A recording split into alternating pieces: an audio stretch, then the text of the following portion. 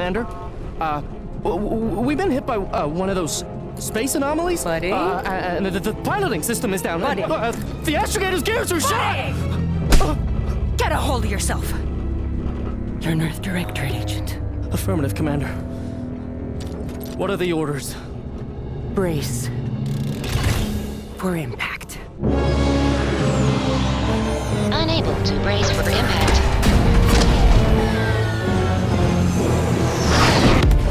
Is it the end for Commander Zane and Buddy? Tune in next week to find out. From one side of the galaxy to the next, the Earth Directorate is on your side. Whether against corrupt corporations, tyrannical governments, or corrupt corporations in league with tyrannical governments, the Earth Directorate is here to fight for the rights of all colonists. So remember, if you or your neighbor's government has turned tyrannical or sold themselves out to greedy corporate interests, just commandeer a skip drone and send the Earth Directorate an SOS, and we will respond immediately. Please allow 6 months to 10 years, depending on your proximity to the nearest Earth Directorate base and any unforeseen encounters.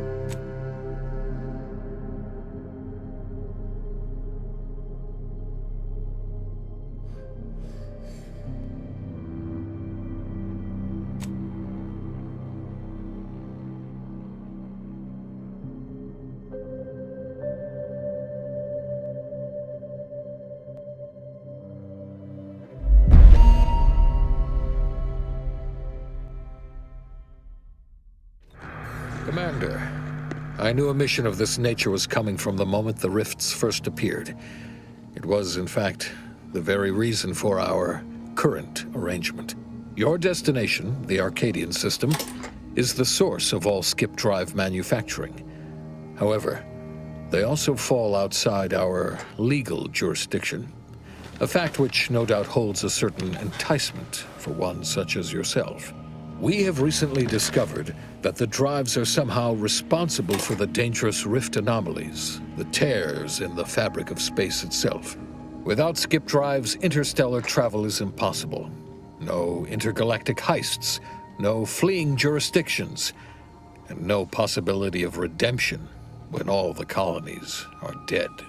Your mission is to rendezvous with DeVries, our forward agent, and assist her in retrieving the information needed to determine exactly how the skip drives caused the rift anomalies. But please, manage your affairs more carefully this time, because if you or any member of your team are captured, you will be on your own. There will be no rescue. We cannot afford for this to turn into yet another intergalactic incident. Agent DeVries will be contacting you shortly to coordinate your plan of action. I know you have little interest in the laws of society, but hopefully a phenomenon that disdains the very laws of the universe will appeal to you. Ironic though it may feel, I pray the law guide you and your team.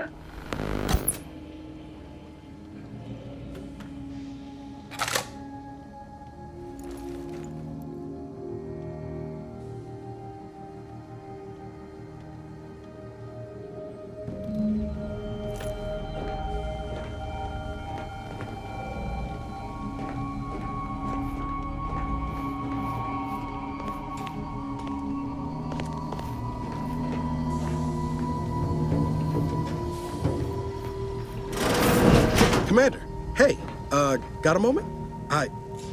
Agent Pascal told me to bring you your new model tactical time dilation device. They say these newfangled ones cause no, that ain't right. 10.25% less brain damage than the old ones.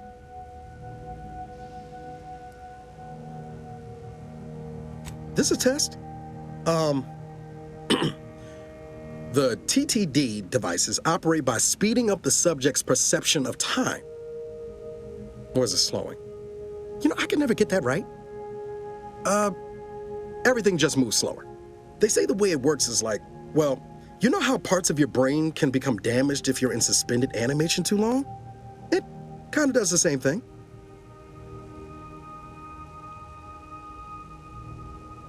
Oh no, they don't simulate it. It's the real McCoy. The lab coats swear it's perfectly safe. Science is amazing, ain't it? Listen to me, rambling on. So, well, anyway, here you go. Look, Commander, truth be told, I asked to deliver it to you. I was just hoping to get a moment to ask you for a pointer or two, you know, on how to be a great agent like yourself. Because, well, you're a legend. And the other agents, well, let's just say they disagree on just how I should go about it.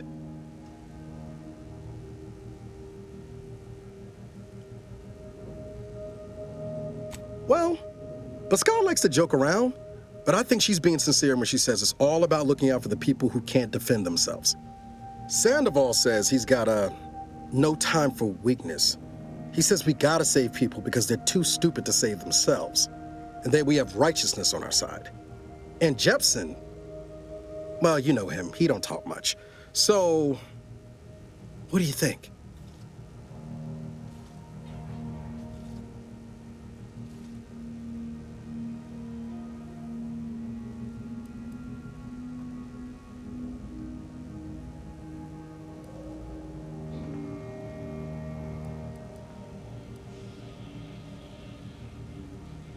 Not looking to be contrary or nothing, Commander, but that runs counter to everything we're taught at the Academy. I'll give it some thought. Anyway, thanks for giving me the time of day. Most superiors wouldn't. Oh, I almost plumb forgot to tell you. It's near time for Agent DeVries to establish contact. She's like you, top tier, one of the Earth Directorate's best. I know you'll like her. Anyway, we ought to be getting down to the main room and open up the channel.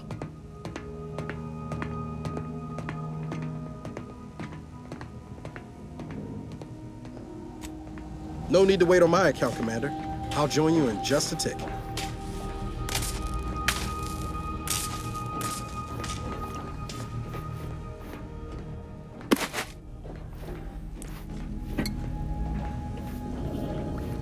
Whoa, that's sure faster than taking the stairs.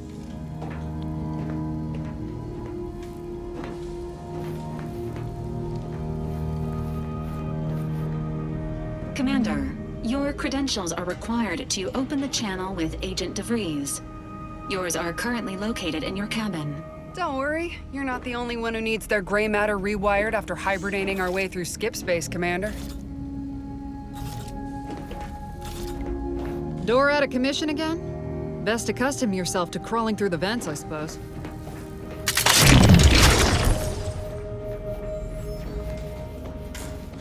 Your cabin door appears jammed, Commander. I've made an internal note for Agent Ibarra to look into the cause. In the interim, you will need to find another way in.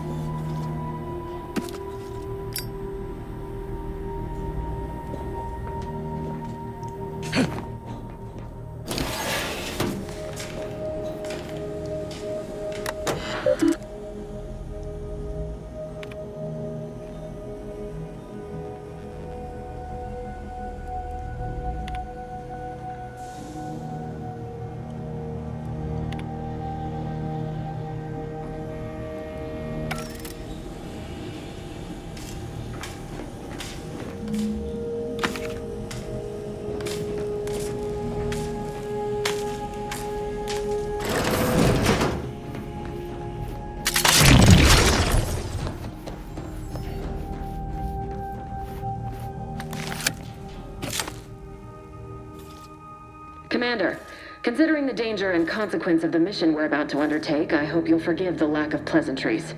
Arcadia is ruled by a dictatorship that calls itself the Protectorate. They are beyond secretive. However, it is their inability to even imagine that someone could infiltrate their system that has given us an advantage. One I've found a way to exploit spectacularly. As unbelievable as it may sound, once you make your way to my location in the skip labs, we will be liberating an unsealed skip core.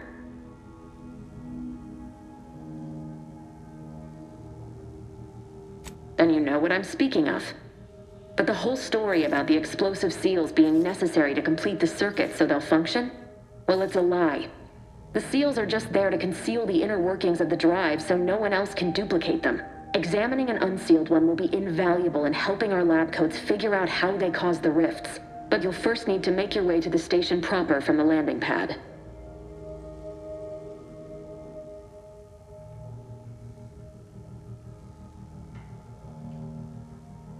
What?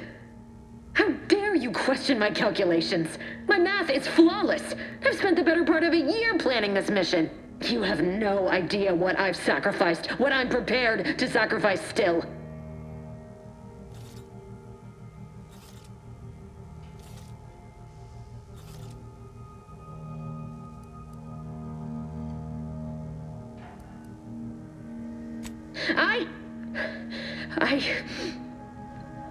Yes, of course.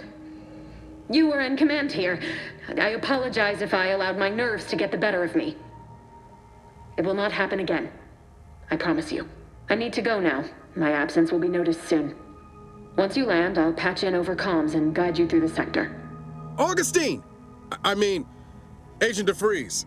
I just wanted to say we're all looking forward to working with you. Who? Niles? Is that you? Law, what are you doing here? It's been so long. I'm an agent. First assignment. Suppose I look a mite different now. Less grease. Oh, and no more smelling like fuel neither. Most days. Can't wait to see you once this is over, Agent. And good luck. Same to you, Ibarra. DeVries out. Navigator's warmed up in the cockpit, Commander. Whenever you're ready to fly us in.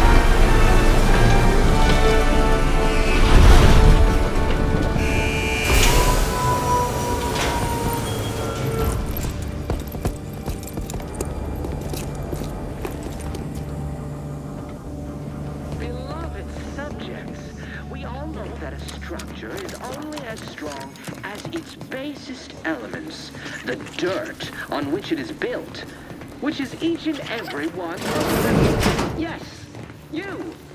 Commander, Ibarra and I will secure the building down here, while you're upstairs restoring power to the door. I may be your sovereign, the protector of Arcadia, and the bedrock upon which our system is built, but even I can't succeed alone. So be diligent, and remember, failure will be met with severe consequences.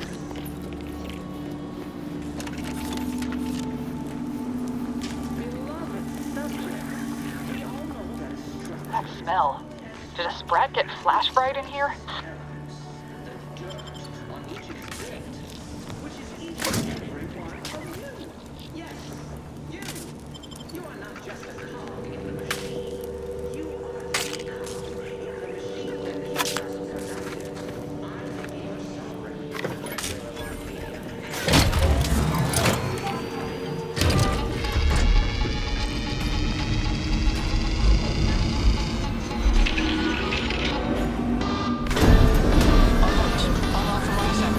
The electrical system misfired somehow. Security has been triggered. This needs to be dealt with quickly.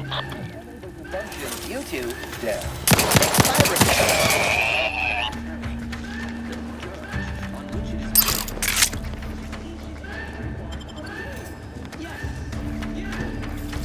Commander, we finished our sweep.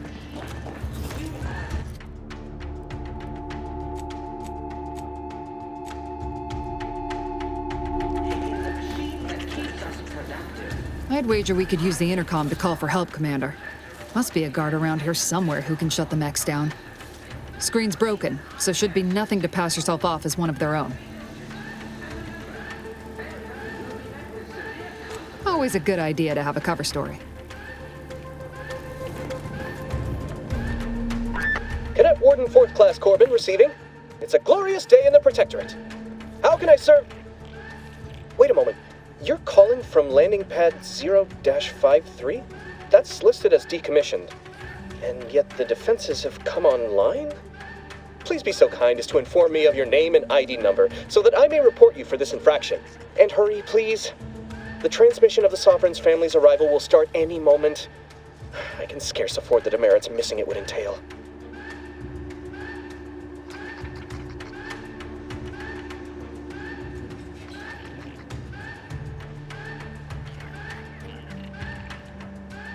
Mallory? Oh, now I understand. I'd heard you were, that your condition wasn't, optimal. What? I know I shouldn't be asking this, but what was it like? The mental refreshment?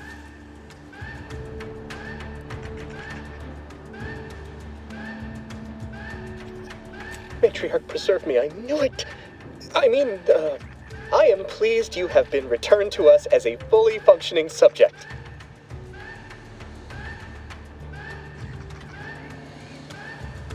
I can't do that. I would, it's just... You know what, though?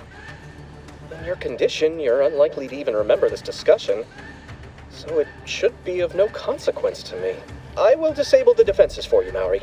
But in the off chance you happen to recollect any of this, I beg you never speak of it. And please, do not go around pressing any buttons or fussing with any more whatsits. You wouldn't want to be sent back to... reassigned again.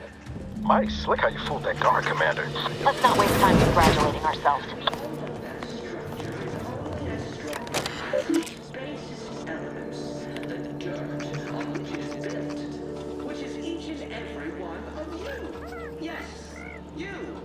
You are not just a cog in the machine. You are the cog in the machine that keeps us productive. I may be your sovereign, the protector of Arcadia, and the bedrock upon which our system is built, but even I can't succeed alone. So be diligent, and remember, failure will be met with severe consequences.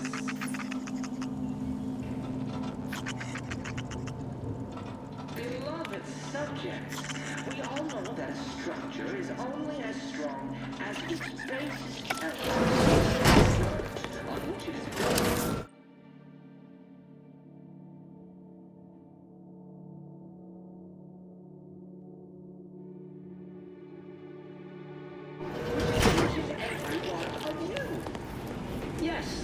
You are not just a cog in the machine. You are the machine that keeps us productive. I may be your sovereign, the protector of Arcadia, and the bedrock upon which our system is built. But even I can't succeed. So be diligent. And remember, failure will be very severe consequences.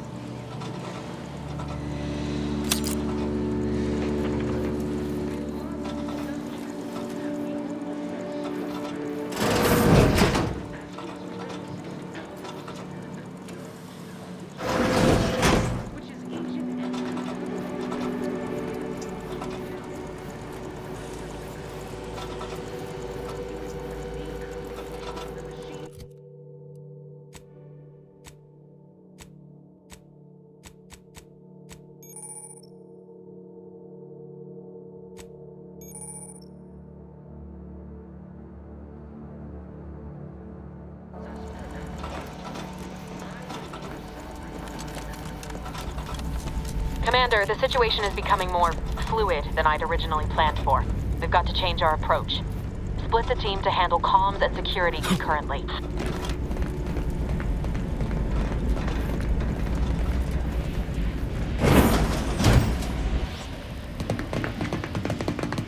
Good to know DeVries is consistently on edge. Wasn't just me.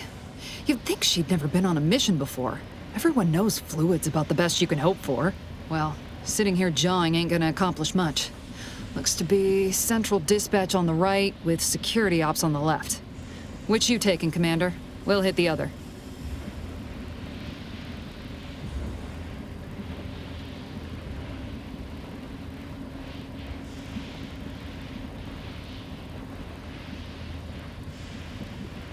Kinda figured that'd be your choice. Ibarra and I'll take central dispatch, then meet you at the skip labs. We'll stay well out of trouble, won't we, Cadet? That's right. I'm taking your words to heart, Commander. Not aiming to play hero. Just here to get the job done. Right. Well, then, notwithstanding Ibarra's enthusiasm here, or DeVries' concerns over fluidity, I'm fairly certain we've got this under control. Rest easy, Commander.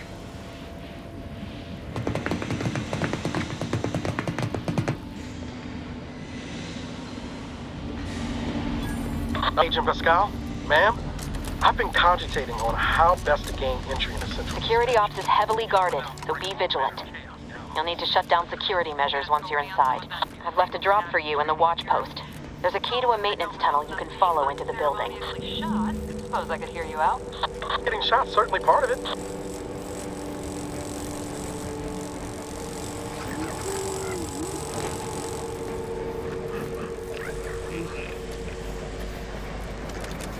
Ibarra, you got any thought to how we ought to proceed?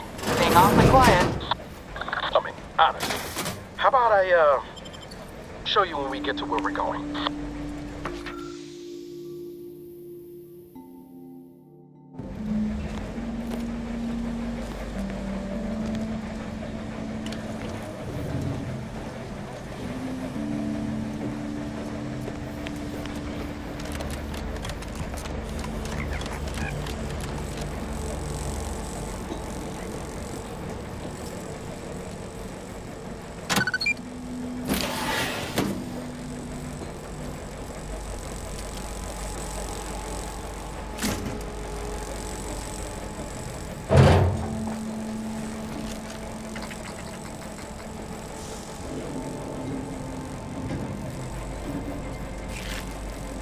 Jepson and I are in position above the sector, Commander. Path's been cleared. Only encountered one guard. He's been dealt with. You should have seen it. It wasn't pretty. As long as it was done righteously in the name of the Earth Directorate. Right, Sandoval? I wouldn't stand too close to the airlock when we're back on the ship, Pascal. Why? Is there something wrong with the airlock?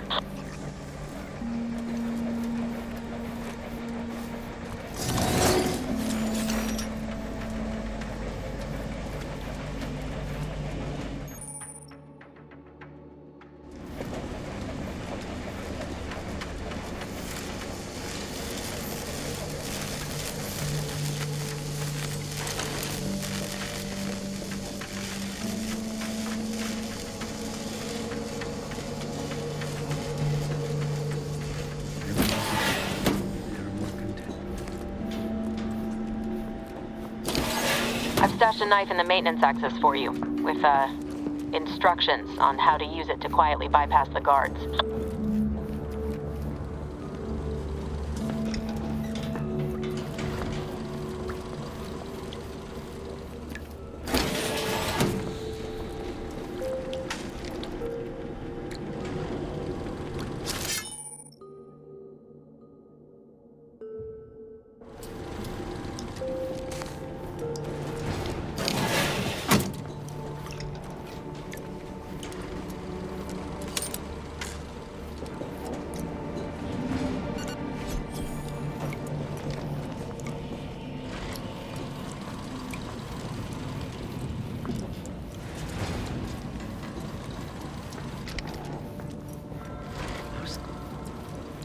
I'm a good neighbor, I do all I can.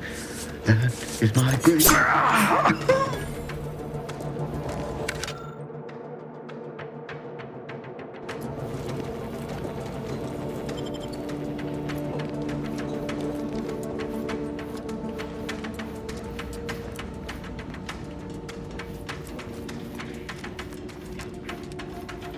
Have you seen Maori since their return?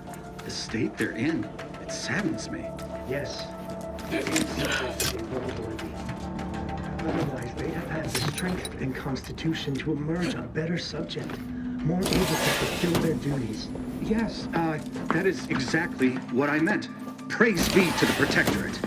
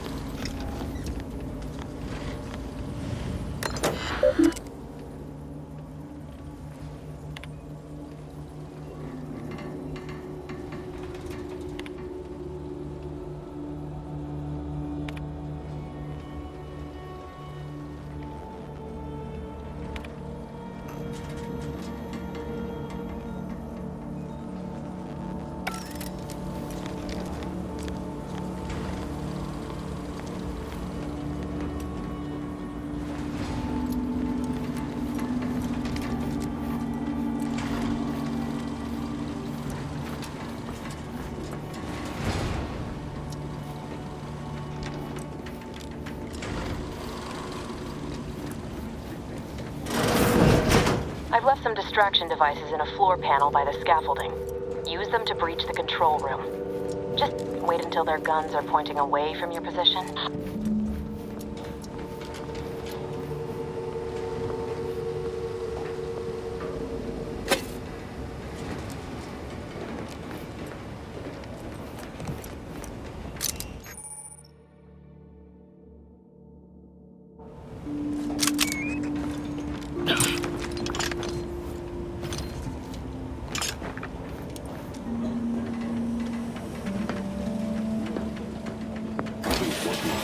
Processing when I couldn't tell them anything about this assignment.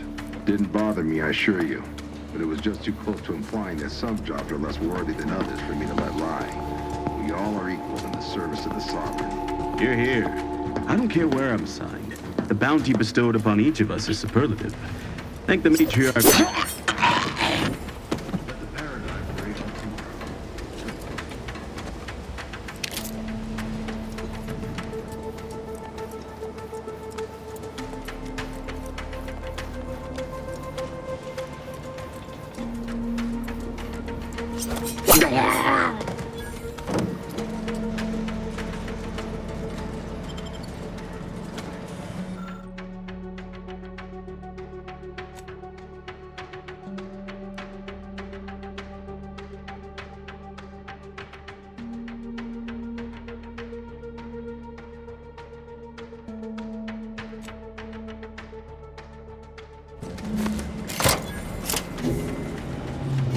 Good. Those mechs should give you no more problems. Rendezvous with your crewmates outside and meet me at the skip labs as soon as possible.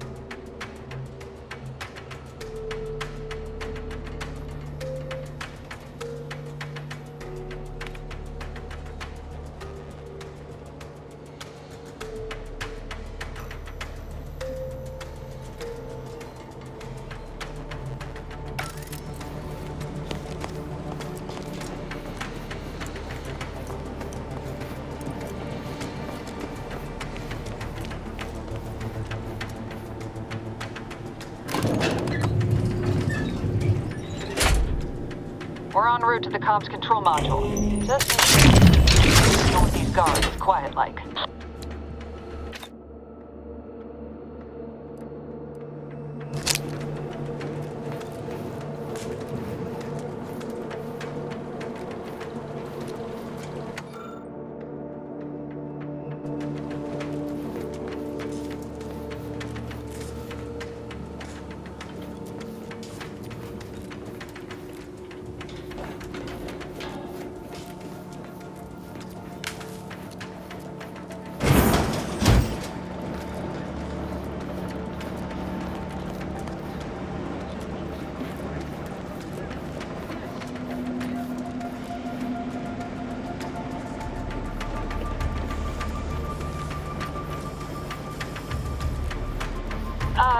Give us a minute.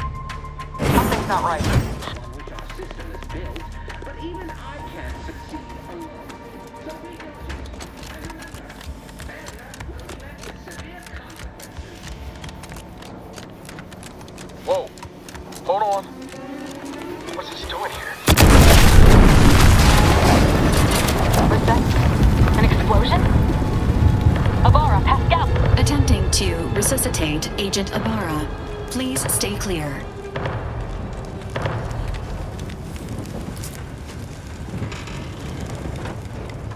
An unabridged debrief is not available at this time, but in the parlance of Agent Pascal, some crazy, censored, alert.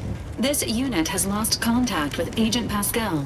There is a 90% chance she is trapped under rubble, most likely mortally wounded and beyond health. Triage protocols dictate stabilizing Agent Ibarra's vital signs before commencing recovery efforts. Please secure the area.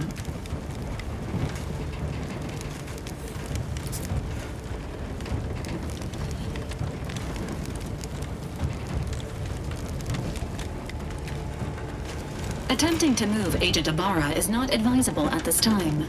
This unit will relocate Agent Ibarra to the incognito once he is stabilized or deceased. All other agents are advised to continue with the next mission objective. Please head to the Skip Labs now. Per Earth Directorate guidelines, an incapacitated agent's equipment is available for team use. Agent Ibarra's rifle is now yours, Commander. Using it may improve your odds of survival. Commander, guards are closing in on your location. Agent DeVries, we need an updated tactical report. We've got agents down. This makes no sense. There were no hostiles in the immediate area. No logical cause for that explosion. There's nothing more we can do for them. This doesn't change our mission. We have no choice but to keep pushing forward.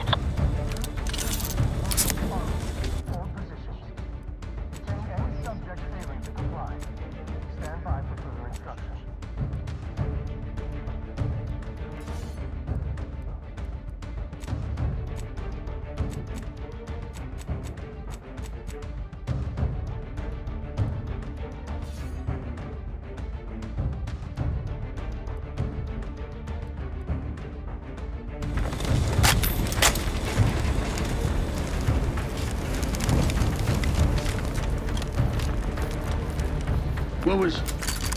Hastening to cover!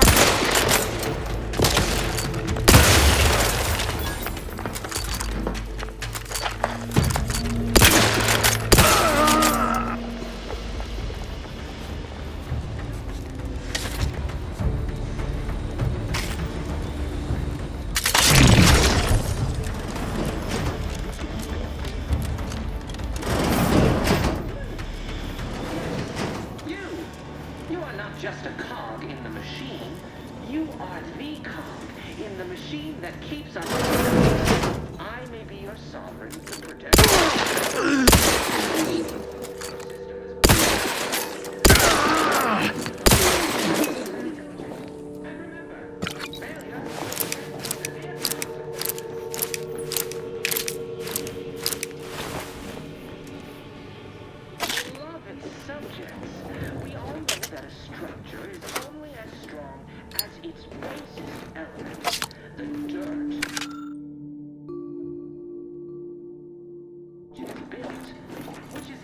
Every one of you. Yes, you.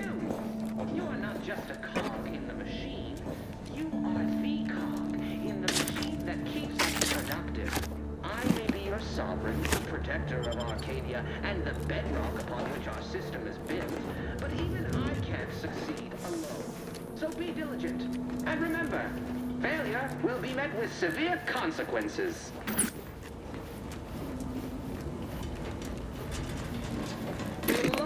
Subject as strong as its basest elements, the dirt on which it is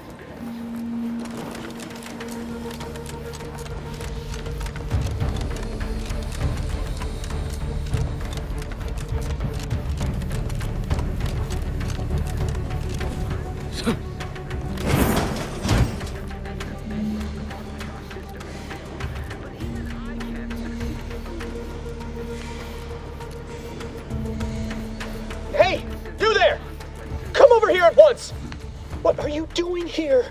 Why aren't you at your post? Has this whole facility gone mad? Something awful has happened. We must be on our guard. Security ops cannot even be reached despite all of my attempts. This should be impossible. The automechs all returned to their charging stations and deactivated. And then there was the explosion. Please, tell me you know what's happening here.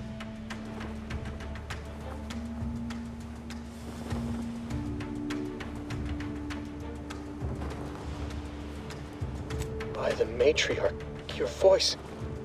You're the one I spoke to over the intercom, but you're not Maori, which means I let an unauthorized person into the facility. No. I am ruined. You've played me for a fool, talked me into an action that borders on treason. And now, the price must be paid. I'm a loyal subject, I swear. Why would you do this to me?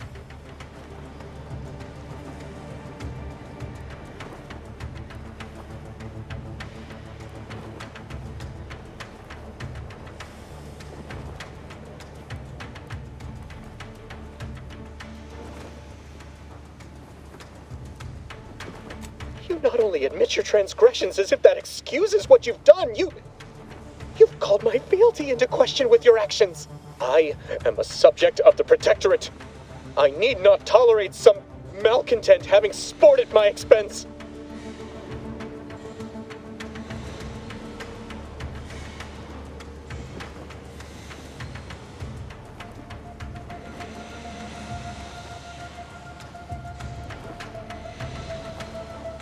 I see.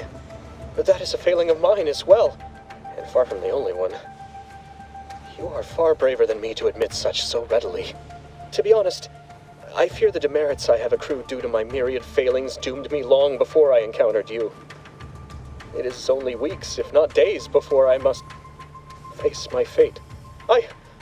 I'll just wait here for them to come and take me away. It is over for me. I need accept it. I know I'm still a loyal subject, even if no one else does.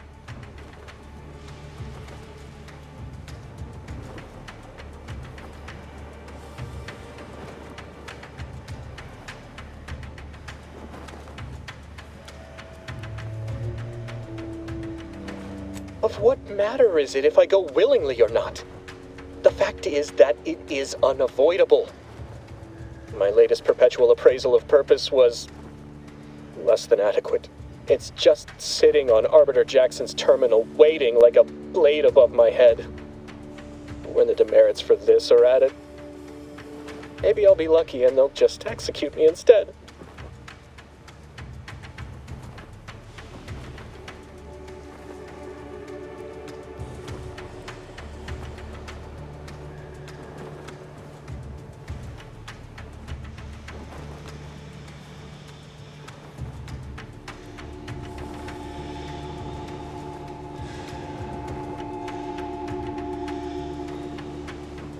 What do you mean, help me out?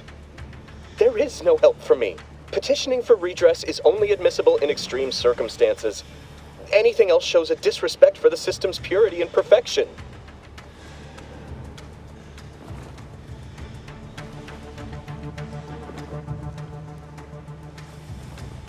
I'm not certain I follow. You're saying you would alter an official report without authorization? To cover my abject failures? I've never heard of such a thing. Why, that could be like having a new start. Wait, what am I saying? I cannot be party to your scheme. I'd be caught for sure.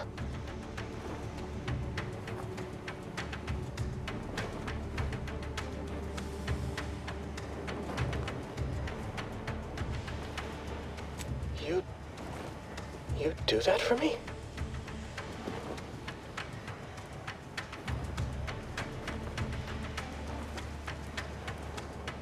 Yes, at once. Glory be to the Protectorate.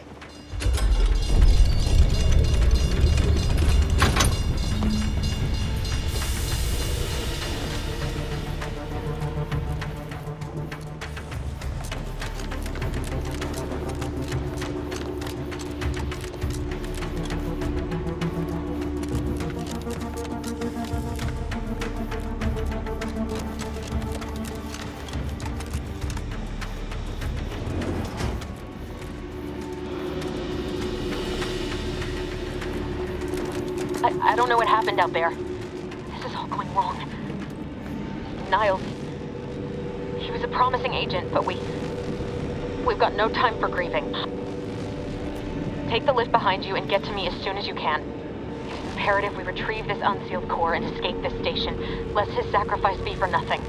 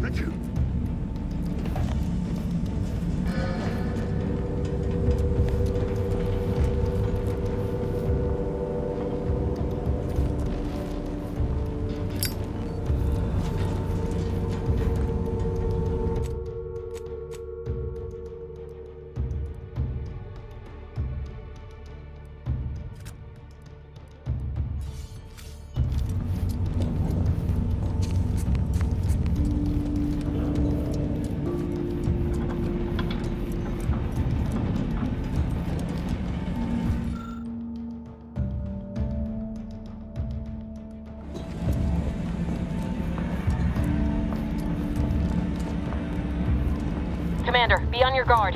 I'm picking up increased security activity in your area. They'll be at your location at any moment. Or is testing. It is not our place to question.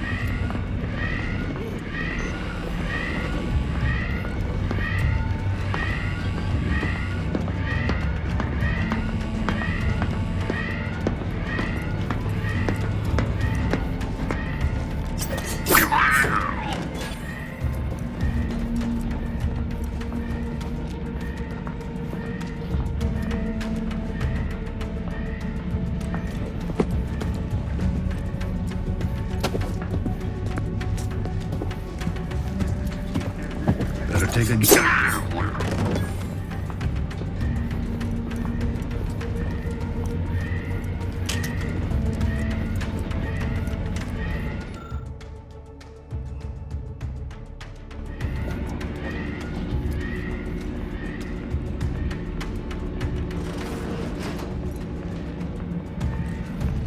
Perfect society demands perfect thoughts. Imperfection is impossible when the mind is a thing of symmetry.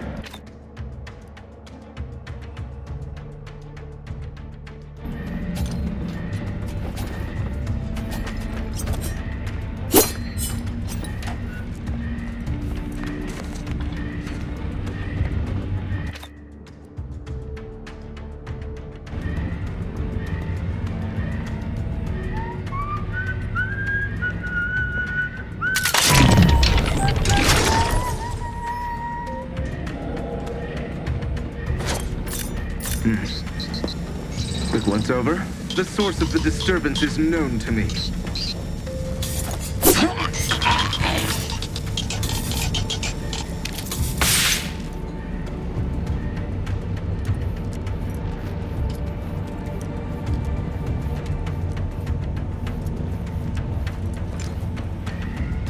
Commander, can you hear us? Something's wrong. We can't get into the skip lab, and DeVries isn't responding to our comms. In other words, we're trapped out here. So don't count on us for backup. We'll be busy keeping ourselves alive. Don't worry about us. Just get to DeVries and liberate that core so we can get out of here.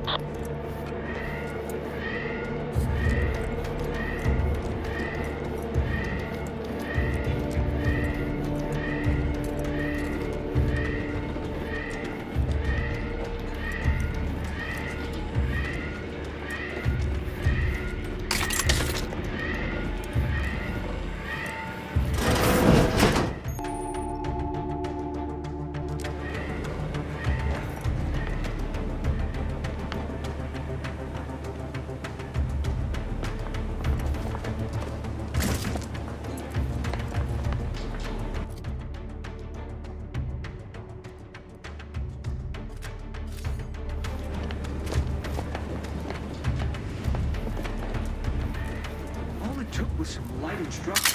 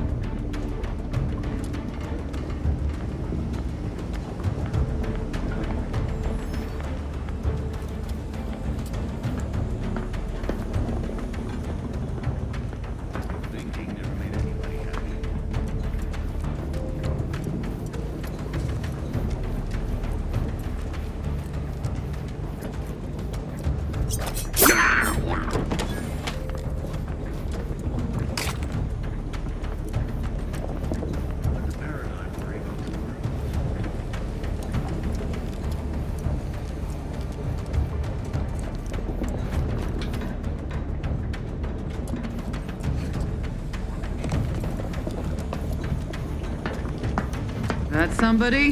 Hence.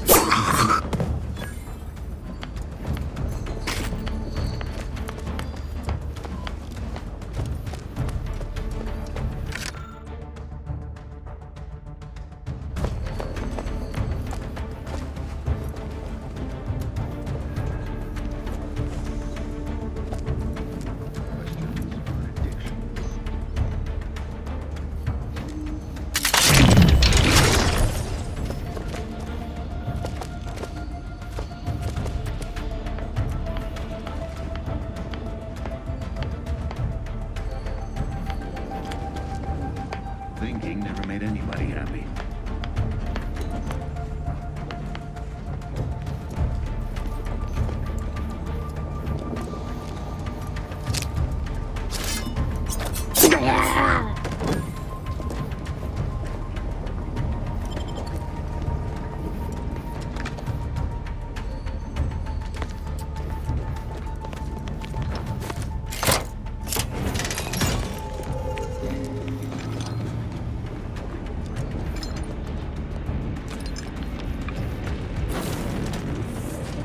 Boy, damn it!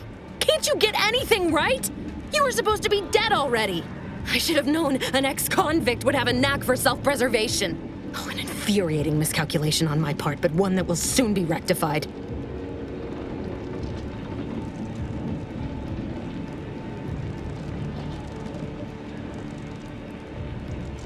You think you can bait me with insults? I am a better agent than you could ever hope to be. Not that it matters. Very shortly, nothing will. Let me put this simply, simple enough for even you to understand. The grand plan mandates this abomination of an experiment must die, and you along with it.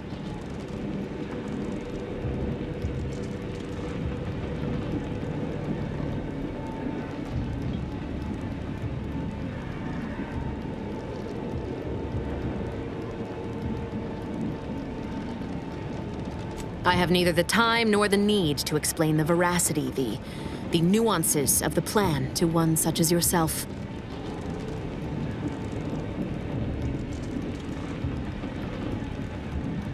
I was fond of him too. Saving him would have been preferable were I given the choice. But the plan cares not for our wants. I couldn't risk the delicate balance of the predictions. The mathematical computations involved are very specific.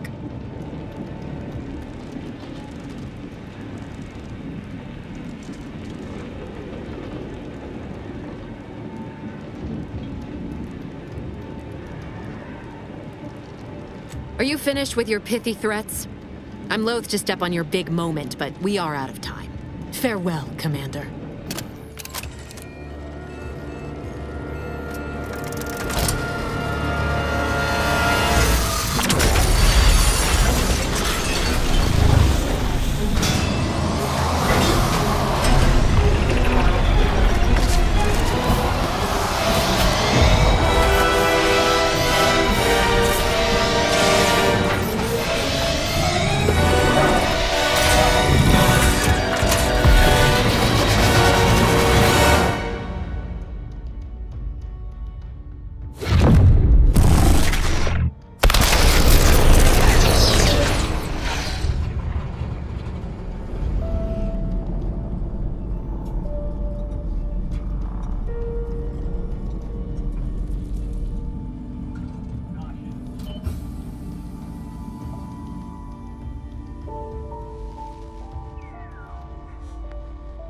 Sovereign's family has been killed by a naturally occurring rift anomaly.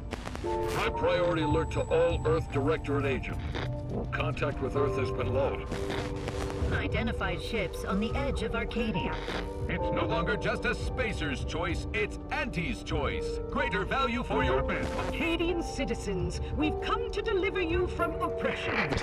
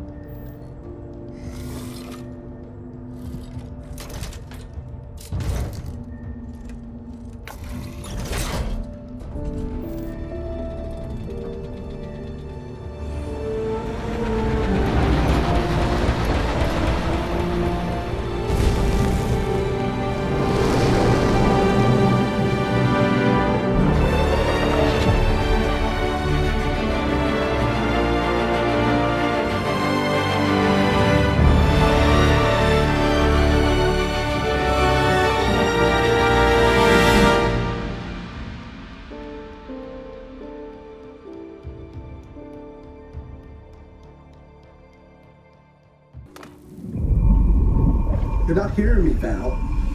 They were out there for almost 10 years. You know what usually happens when someone left in suspended animation that long. Explosive cell death may result from extended periods of suspended animation. Death occurs quickly as the human body rapidly liquefies. Exactly. And it would be my fault it happens. Oh, I never should have stopped looking. I can't face the commander right now. Not like this. I'll be in the cockpit.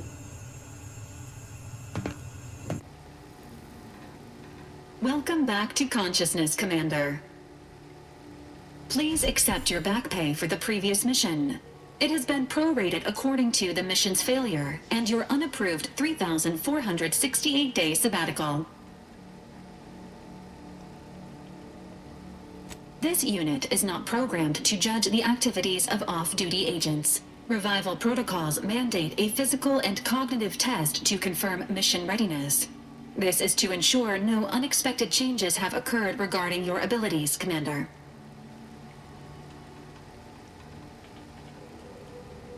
Say, ah.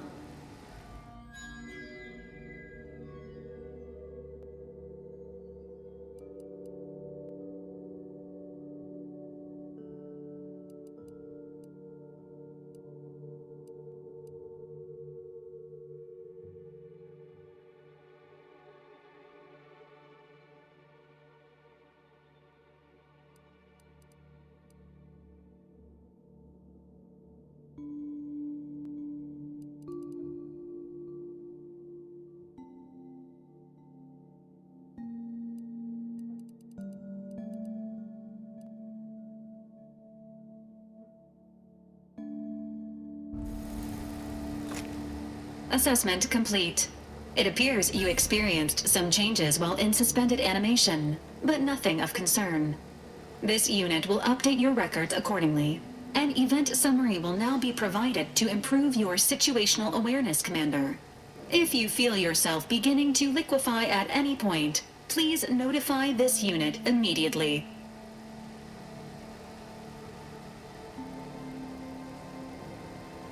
Following an aggressive merger between Anti-Cleo's and Spacer's Choice, the new corporate entity known as Anti's Choice invaded Arcadia. Anti's Choice claims they are following market demands and liberating Arcadia through the power of capitalism. Many have died. Unfortunately, their invasion fleet also exacerbated the rift anomaly created by Agent DeVries' sabotage of Horizon Point. This means no ship can enter or leave the colony. The rift also remains a threat to the colony. Current estimations suggest the rift will destroy Arcadia in the next 10 years. Give or take 7 to 8 years.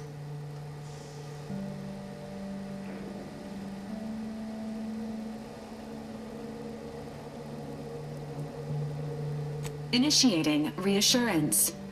Do not worry, Commander. Prior to now, the probability of your intervention having had any impact on current events approaches 0%, while the rift is a low to medium priority concern.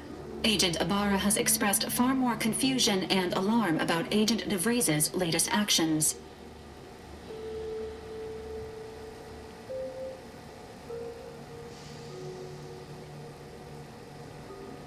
Agent DeVries did indeed survive Horizon Point. This was confirmed when she brought down the old Earth Directorate surveillance satellite earlier this month. The satellite had been gathering information since before your mission. When it fell, it signaled agents across the colony, leading to the discovery of you and Agent DeVries. Agent Ibarra prioritized your recovery above pursuing Agent DeVries. This involved disassembling and rebuilding the astrogator to allow the incognito to travel to your location.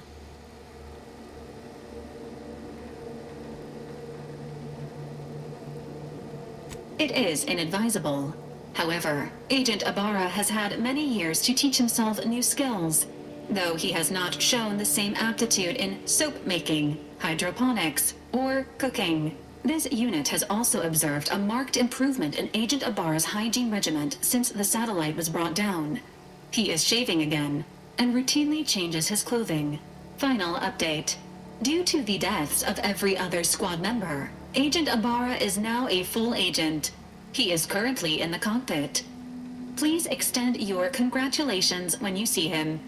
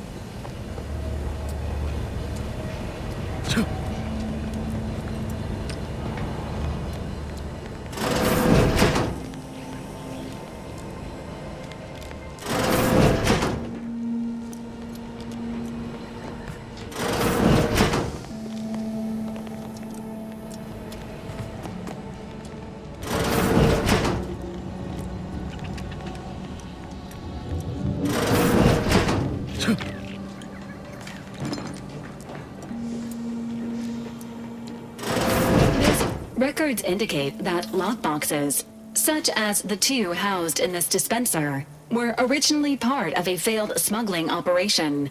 Special lockbox keys are needed to open them. After discovering the first lockbox, Agent Ibarra installed this dispenser to house additional lockboxes, which may be located throughout the colony. Unfortunately, due to a jam, the dispenser is currently inoperable. Agent Ibarra deprioritized its repair in order to focus on rescuing you, Commander.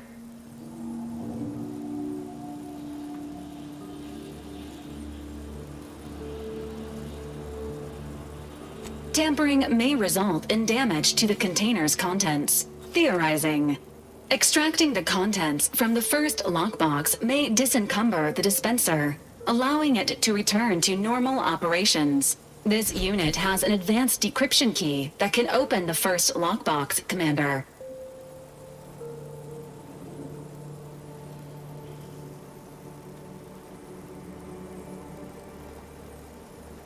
Helpful addendum. Scans also indicate an Auntie's Choice dematerializer within the first lockbox, which you may find useful in the discreet disposal of bodies, Commander.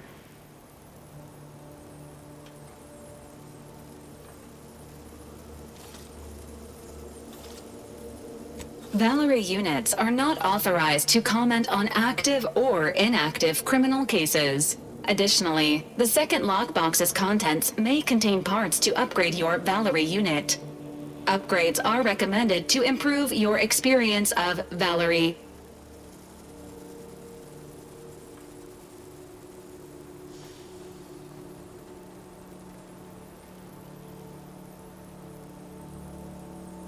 Please do not attempt physical intimacy with your Valerie unit.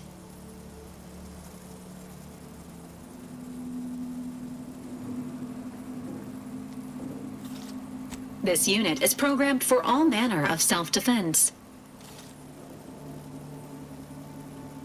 An upgraded Valerie unit will boost the team's overall level of effectiveness by an estimated 87.3%. Please be on the lookout for any additional lockboxes, which may be stored here for your convenience.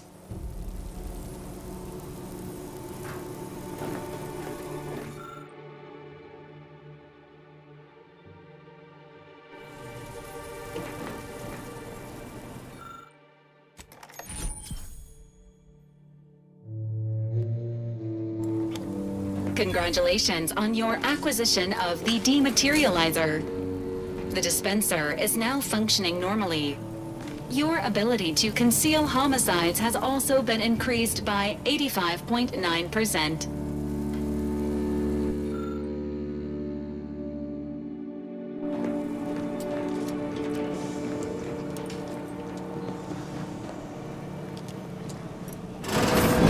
Years and I still can't get my head around what Augustine did. Sacrificing our whole team. And for what? What did our blood pay for?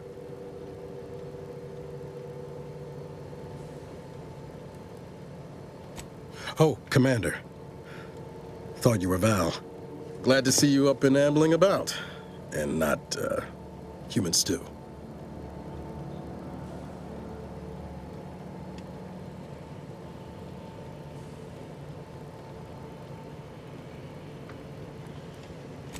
More like 9 and change. And a rough 9 years at that. But who's counting? You know, when I first learned some of the escape pods made it away from the station, I'd hoped. I did search for you, Commander. Just as soon as I was able.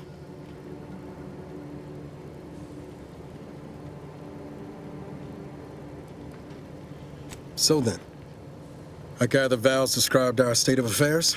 Confirmed. The Commander has received a full briefing on the following topics: the invasion of Arcadia, the Rift, and Agent DeVries's survival. DeVries. Would have been better if she joined the dead. I figured she'd done just that until I got the alert that she brought down the Earth Directorate satellite. If she's of a mind to, she could use the information on that thing to destabilize the Rift and destroy Arcadia. She was one of us, Commander. It's our responsibility to stop her.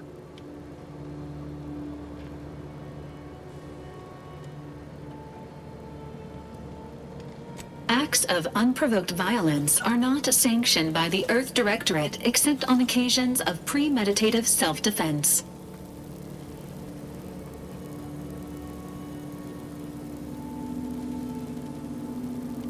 She's going to ground now. But as part of her original undercover mission, DeVries was inserted at the Vox Relay Station on Paradise Island. She'd have followed protocol, established a safe room there. Wager that's where we'll find clues as to her present plans and whereabouts.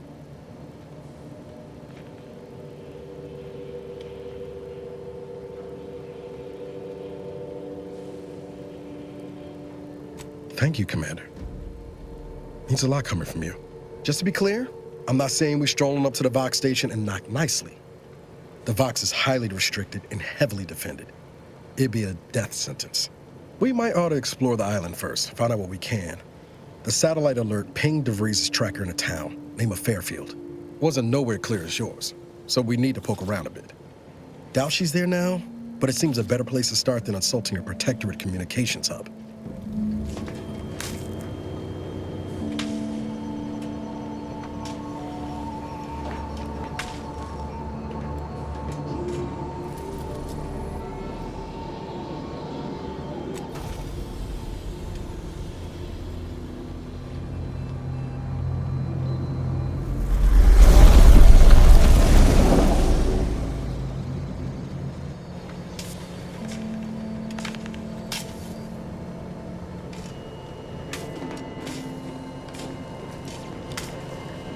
Ought to bring Val with us when we leave.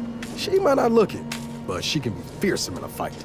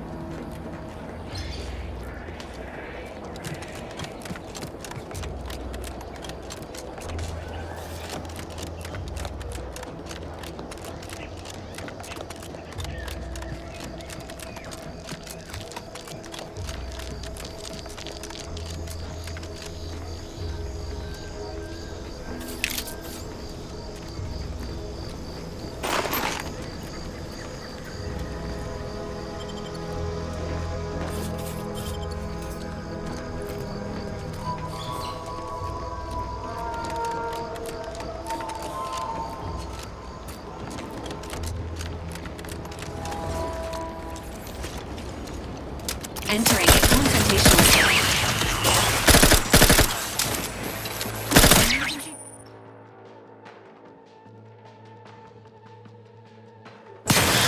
Ready to waste it. Or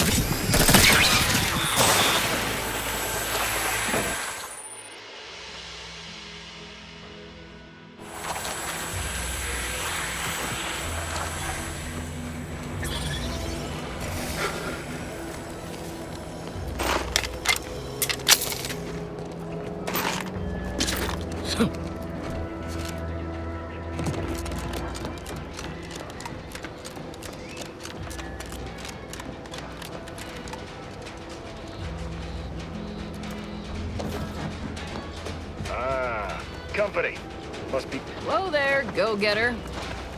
Welcome to Fairfield, now under the new and improved management of Auntie's Choice. I'd usually ask if you were affiliated with the previous regime, but you lack the bewildered gaze of a yay-saying Protectorate subject. Even so, going to have to ask you to identify yourself. Still a war on and all.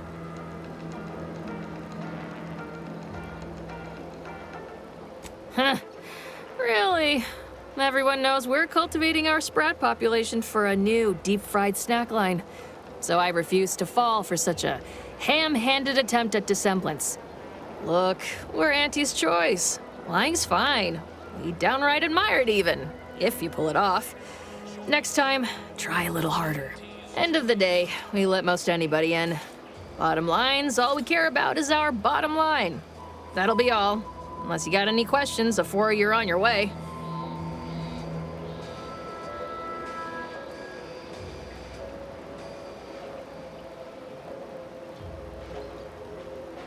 On the way from the landing pad? Had a convoy out that way. They're overdue. See any sign of them?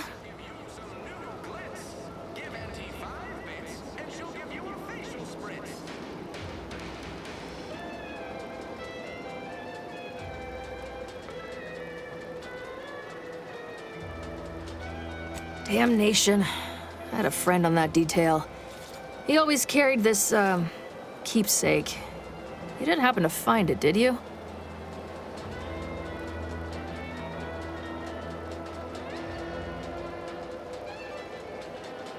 I'd normally think you some sort of unfeeling monster for a remark like that. Combat can do funny things to one's gray matter. Them Protectorate drones been a serious menace of late. Heard Trooper Faulkner shot a few. You find a way to put a stop to them, there's a bounty for it. What? You been in hibernation or something? We're here to bring the free market's liberation to the people of Arcadia. And Arcadia's bounty to the rest of the galaxy, of course.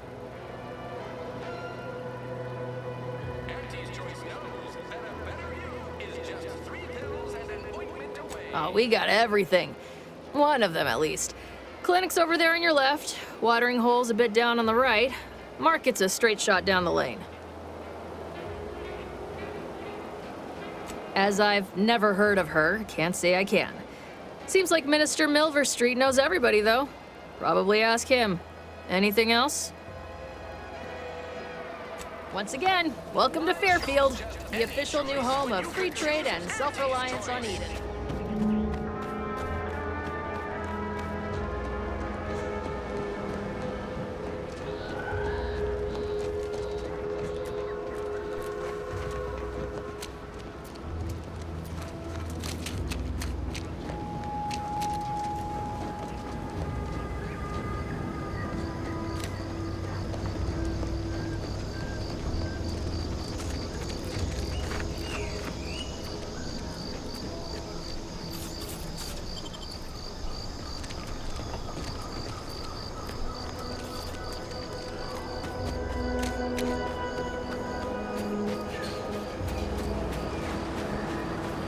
At the risk of sounding glib, that ain't a good sign.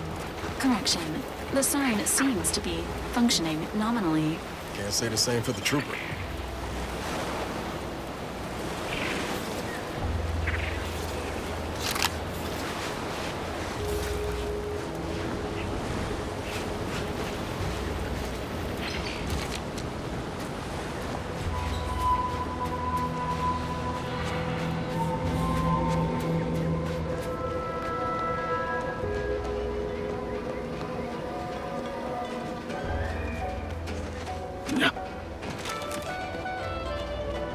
believe some of those Protectorate hull heads just couldn't see the benefit of self-betterment. You're back, I see. Something to share? Thanks. That'll mean a lot to his family. They can use it to pay his gravesite fees. Fool never bothered keeping up on the payments.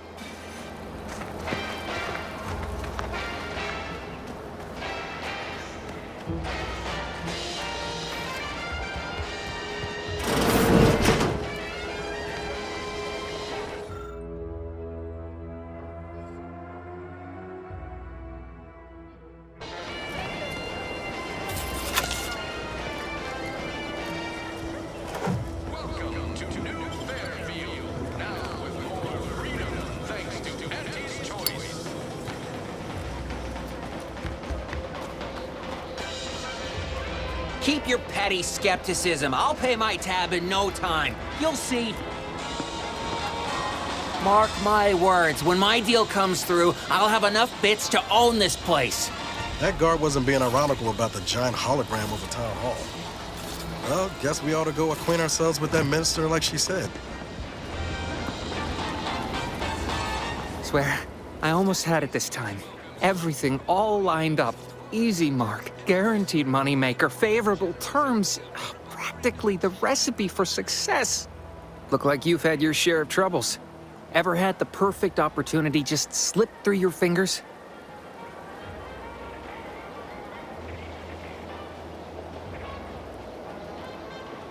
In Auntie's choice, high finance is life and death, friend. I had just the thing to get me a fast-track promotion to lower middle management. Now you seem like someone who knows a good deal and wouldn't be adverse to helping me out. It's like this. I agreed to meet with a business associate to finalize a deal, but the location got set for Spire Grove. Problem is, you been outside of Fairfield?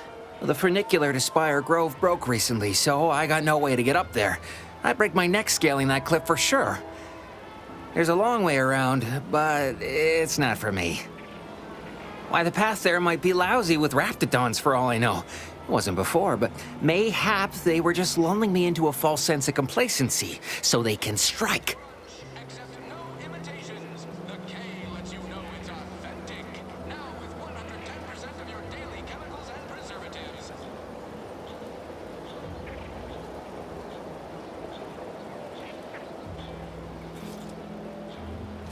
While exploring facilities to the north, my partner unearthed a heretofore unexploited advanced Protectorate technology. Couldn't or wouldn't go into details, but he promised every household would want one, that it'd revolutionize the daily life of Auntie's Choice citizens.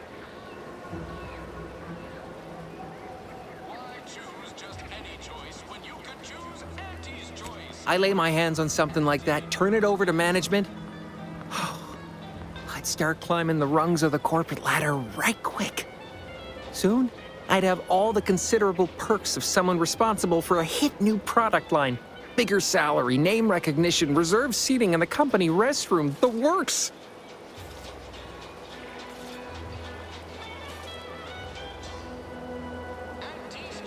Opportunistically leveraging difficult predicaments. That's the Auntie's Choice way. I have a few bits I can offer you, not much, but if it turns out a roaring success like it ought to, and I get a fat promotion, I promise I'll see you're taken care of later. Splendid! Go parlay with Jackson Plum up at Spire Grove. It's some kind of agricultural harvesting encampment southwest of here, near a mess of them rocky spires. He'll provide the agreed-upon schematics.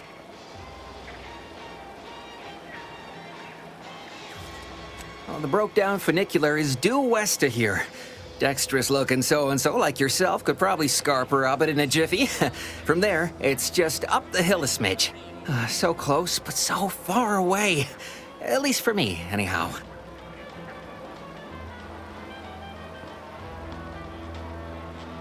Truth is, haven't the slightest. You know the Protectorate have all the most advanced technology, though. Probably something straight out of an Aetherwave serial. Edible spacesuits, N-ray specs, matter translocation. It could be anything. If Jackson's all fired up about it, it'll be beyond comprehension, I'm sure. All right then, don't let me keep you. Choice. You want Auntie's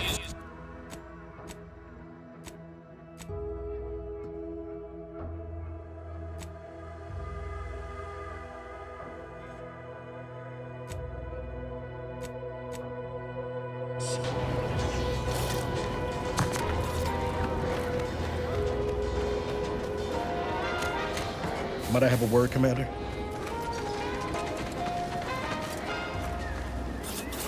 I know I've been pushing to find DeVries, so this might seem a bit of a left turn, but void it. I'm just gonna ask. Got an old friend here on the island. The doctor who patched me up after Horizon Point. Ex-Protectorate, a good man. Tracked him to Westport a short time ago, but never got up the nerve to visit.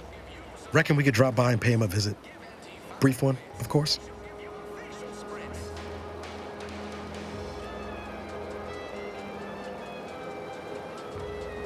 Not sure he'd still consider me such, but that's part and parcel of the reason I want to see him. I had some bad years on my own. Now with you here, being part of a team, this might sound a mite soppy, but I feel like I could be a proper agent again. That starts with writing accounts. This friend of mine, Zebulon Tran, I let him down. And I've been chewing on that live wire for a while. Too long, maybe.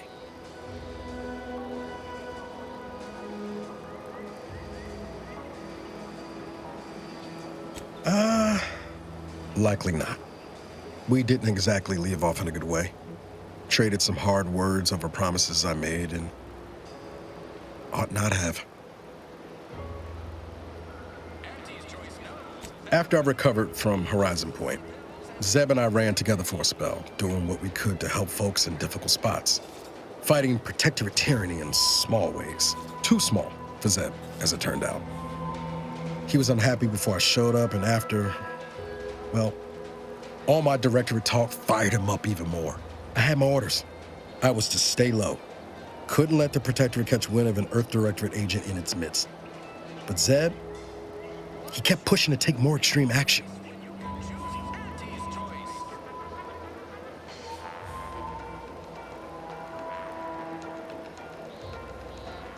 Resistance is a mite strong. It wasn't like he was part of some greater movement. He avoided speaking out of line, but he was already spinning up discontent by the time we met. We worked hard, but the Protectorate's arbiters and sentinels worked harder. Often than not, our help only made targets of the folks whose lives we were trying to improve. Didn't matter what we did. Arcadia was still caught under the Protectorate's boot.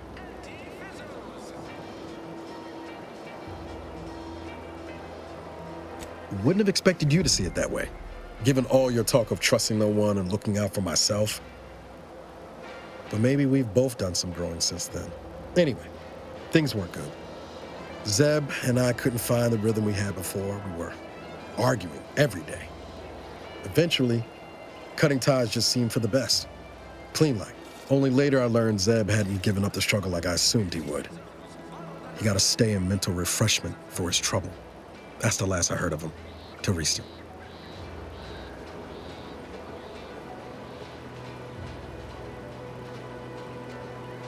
Much appreciated, Commander. Promise, I won't be making a habit of pulling skeletons out of my closet. Westport's on the east side of the island. I tracked Zeb to somewhere on its outskirts, but never got up the nerve to visit before now. We ought to start there. Nature made apples, but anti-fizzos made them better with Anti-Cleo's patented non-apple cider.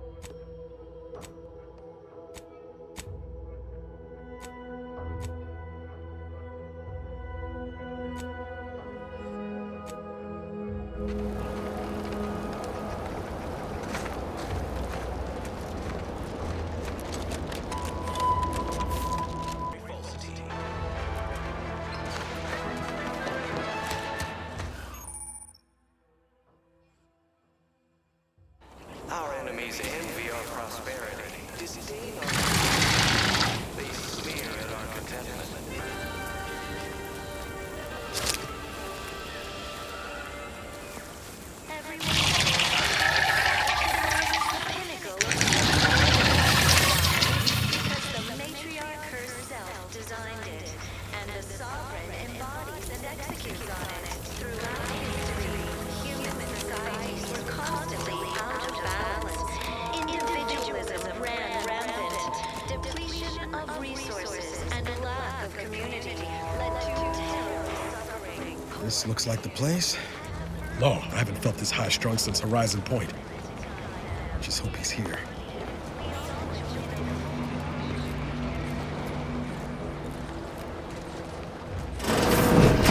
Niles. Howdy, Zeb. You look... well.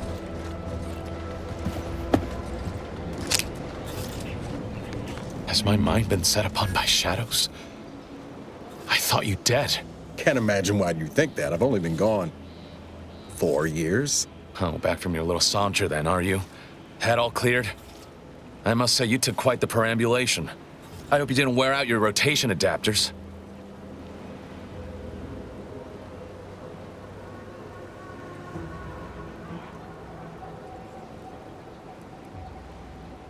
I didn't know. Didn't realize you would... What else was I to think? You disappeared, sent no word. Death was the best I could have hoped for you, given the alternatives. Let's not mince words. You ran from the cause, I stayed, and suffered for it. Now you turn up with this stranger. And who precisely are you? Another Earth Directorate cast-off?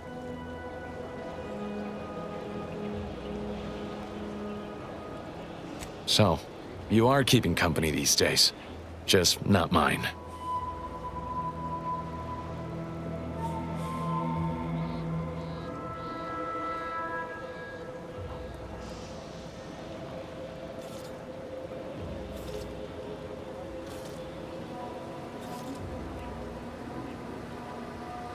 Hang fire, Commander.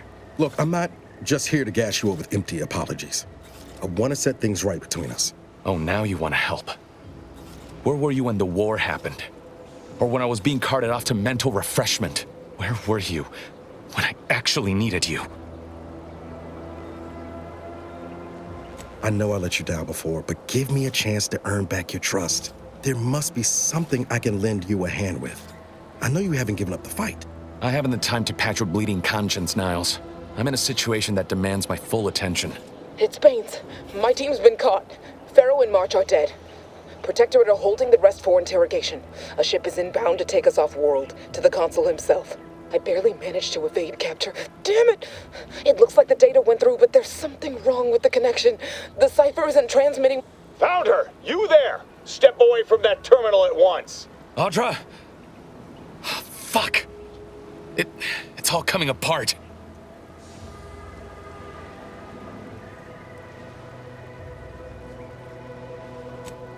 That was one of my operatives. I organized a mission to infiltrate the Vox to acquire valuable intelligence. But obviously, something's gone wrong. Without that cipher, the intelligence is worthless. But I'm more concerned about my people at the moment. If you're sincere in your desire to help, prove it. Rescue my friends before that ship departs with them on board. Please. I am. Without question. Okay. If they're sending a ship, that means my people are being held on the Vox's landing pad. Use my call sign so they'll know you for an ally. I'm certain Niles remembers it. And do exercise discretion, as well as caution. The guards at the Vox won't hesitate to fire upon you, should you be discovered. Not to worry. This is exactly the sort of thing we're trained to handle. Yes, but the uniform doesn't stop bullets, as I'm sure you recall. Good thing we know a doctor then.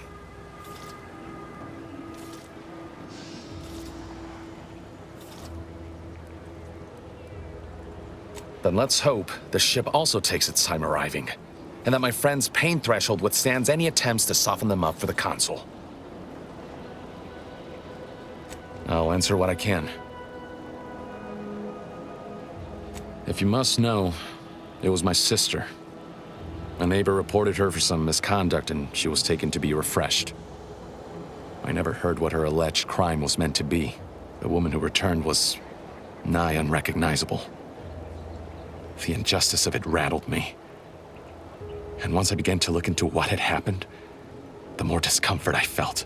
Then I met Niles. He told me the truth about other colonies, made Arcadia feel so small, claustrophobic, repressive. And my smoldering resentments became a full conflagration. Stop there. I know what you would ask, but I've done my best to put that unpleasant experience behind me. Please respect my wish to avoid reopening closed wounds.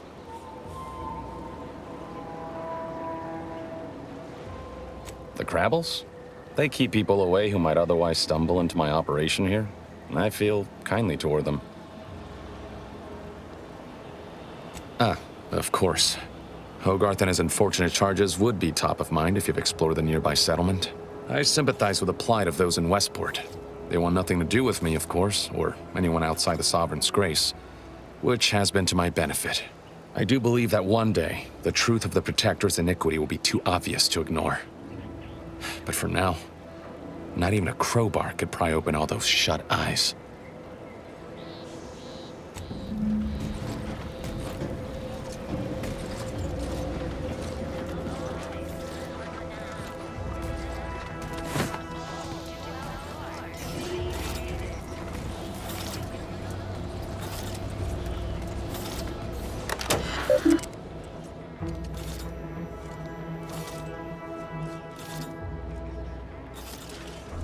Do you always put your hands on other people's things?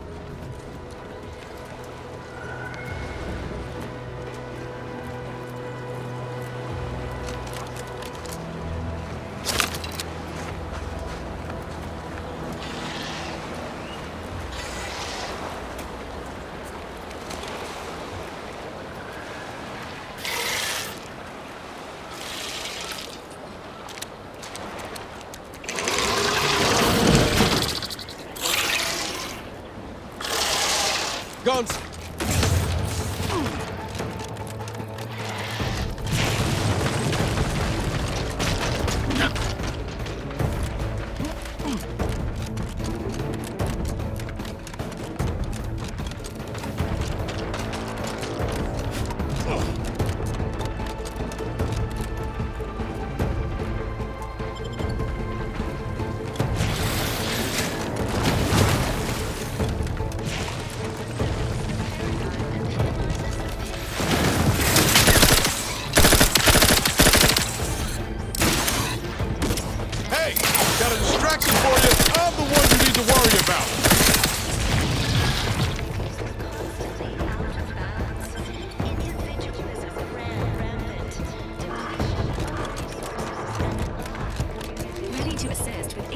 Needs.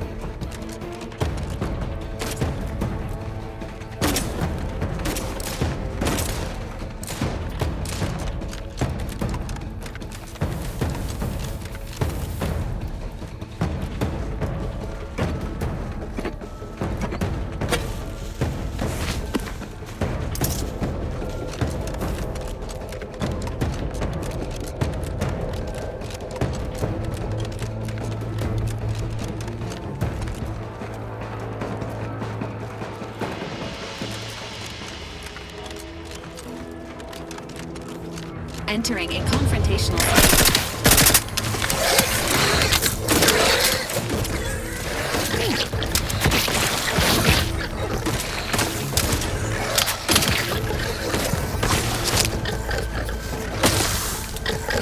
Give the order and I'll take care of him, Commander.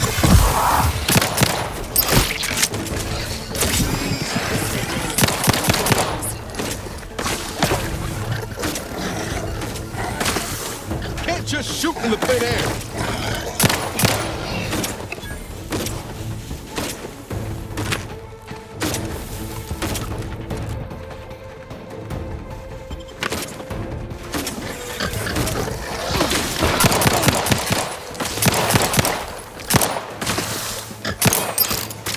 You are leaking an alarming amount of fluid, Commander.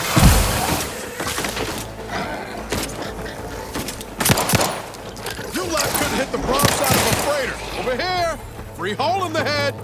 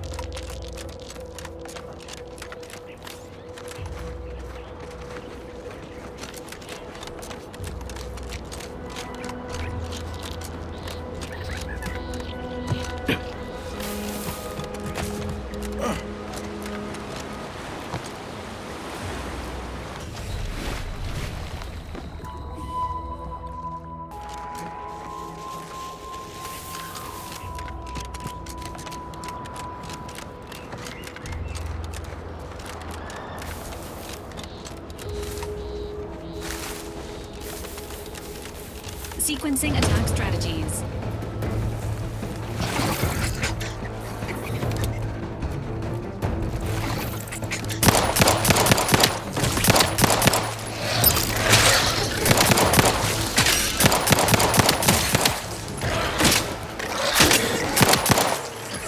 Standing by with life support.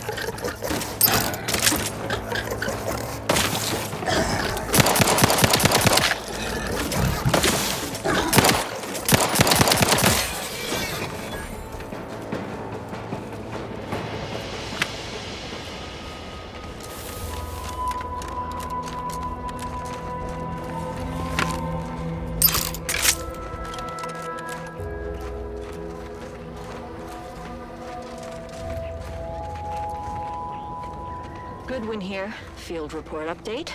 We are approaching the Raptidon Den.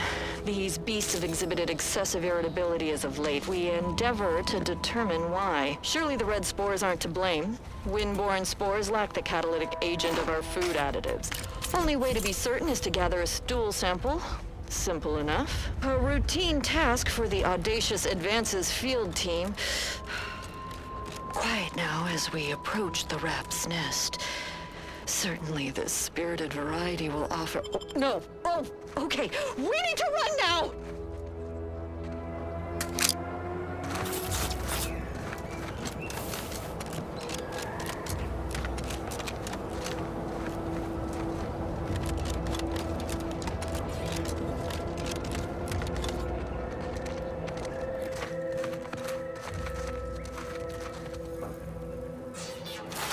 Engaging hostile icons.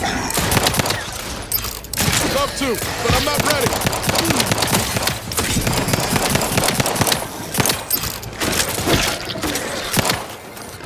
Fortifying.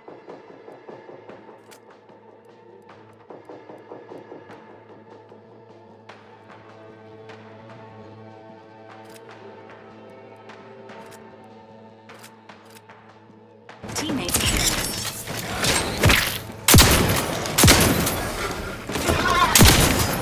Not walking this off. Stand me back up. Knew you had my back.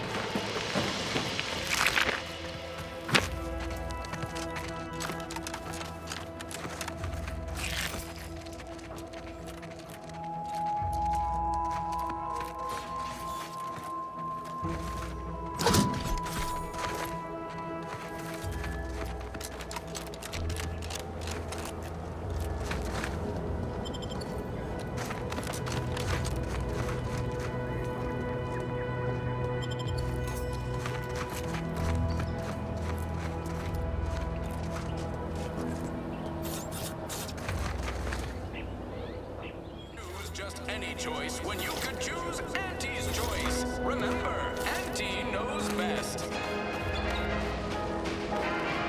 Ah, hell. I've stood this post so many times I could do it in my sleep. Mind you don't let the bosses upstairs. Don't go into that cheap saloon if you got a lick of gumption. They got no tolerance for it. Why do you think I'm out here? Yes, if you are. No, this is death. If you can, if oh no, if you understand, can. Oh, no, no.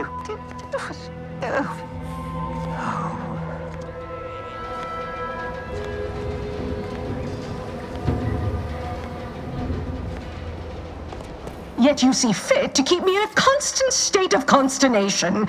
With each unauthorized act, you jeopardize our hold of Fairfield. Yes, but you must understand, the Protectorate citizenry is a hair's breadth from defection.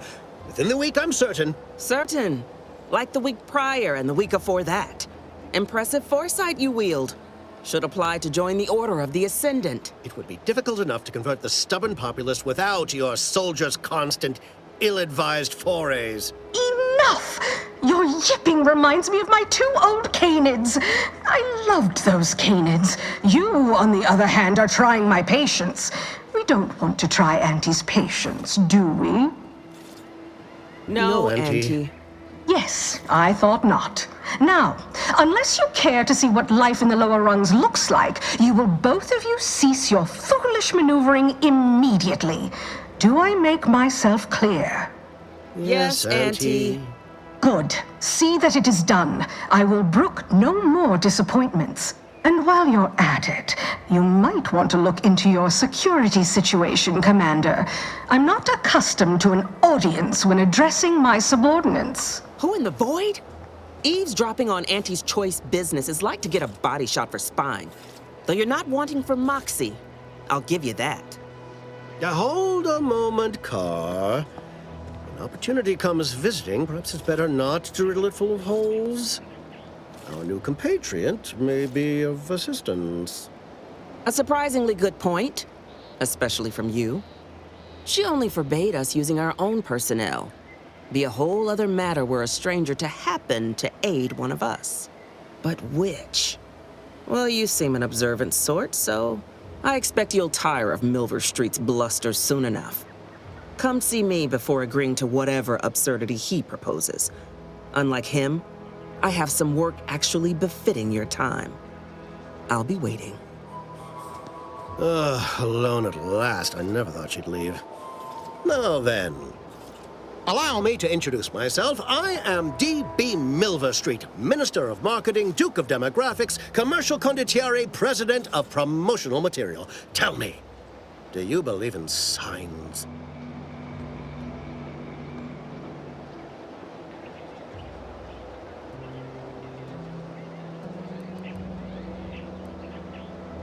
I sell to the gullible and impressionable. You, however, seem a mite too clever to buy what I'm peddling.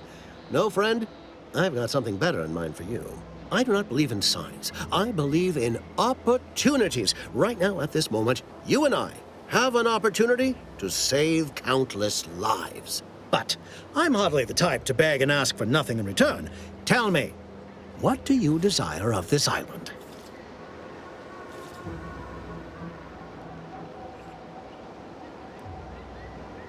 Ambitious, aren't we? Easily the best protected location on Paradise Island. Hardly a place for a stroll. But if you assist me, I promise to get you inside. Better yet, helping me shall result in our saving dozens, no, hundreds of lives. Your conscience shall be renewed.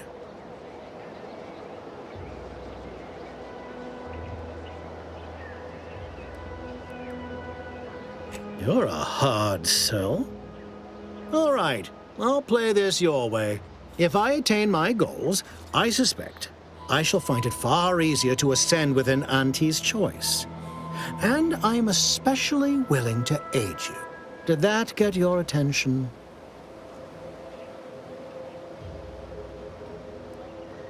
Very well. Return if you'd like to hear the details.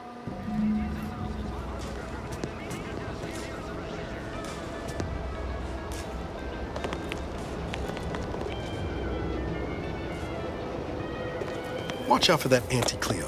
I know she don't look it, but she's more dangerous than she seems. Even the whole of Spacer's Choice could not maneuver her. You're here early. I expected you'd be on the receiving end of Milver Street's bluster until close to the end of time. Happy that ain't the case, as I can make use of you. I'm Officer Babylon Carr, head of aggressive acquisitions and persons elimination on Paradise Island. Let no one say I can't be official when circumstances merit. Now, not to say I question the presence of a wayward sightseer in the midst of a war-torn waste, but it might be safer for us both if I knew your purpose.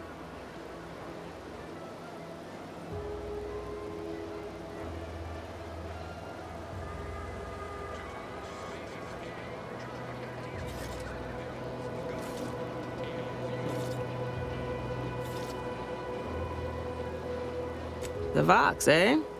Bent on bloody self-destruction, I could just have my troops dispatch you, save you the effort.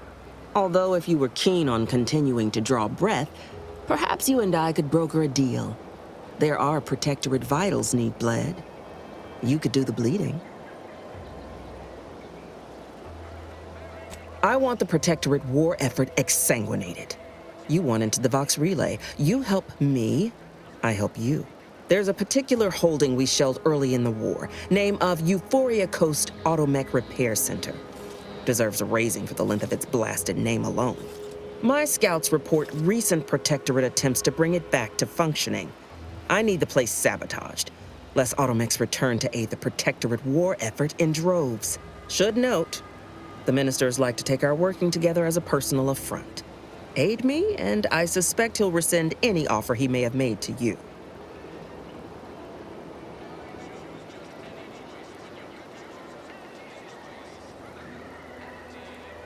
Could be direct. Feign that you're an assistant of some kind, though you'd have to have some know-how regarding engineering. But a simpler path would be paying a visit to the Ministry of Accuracy, liberating some credentials. Yaysayers ain't capable of suspecting a piece of paper.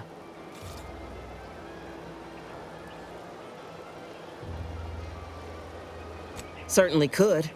I wouldn't shed a tear on behalf of those drones, but the Protectorate is used to losing its people. And there'd no doubt be a replacement crew in a week's time. The repair center itself needs to be permanently put out of commission. Anything else is temporary. Competence recognizes competence. Get into that facility and make certain it won't ever function again. I look forward to hearing your results.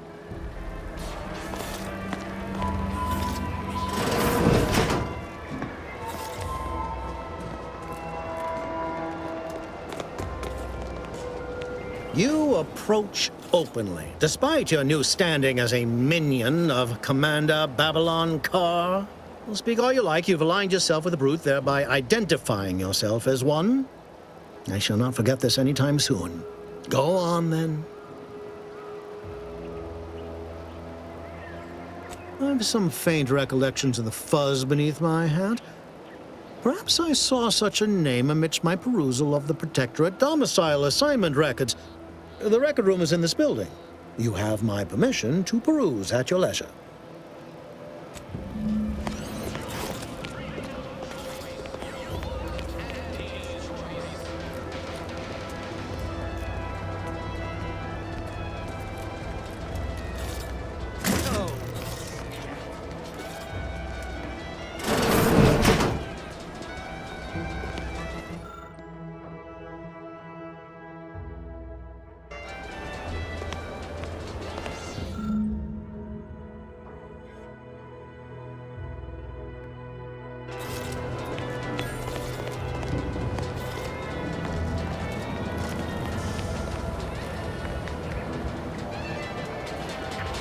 Commander, there is a 98.7% chance that hunting Agent DeVries will require greater amounts of ammunition than you currently possess. Ammunition can be purchased at vending machines or crafted at a workbench using materials like this collection of scrap metal and powder. I can also help you craft items in a pinch when we're out together. Most won't even explode on you.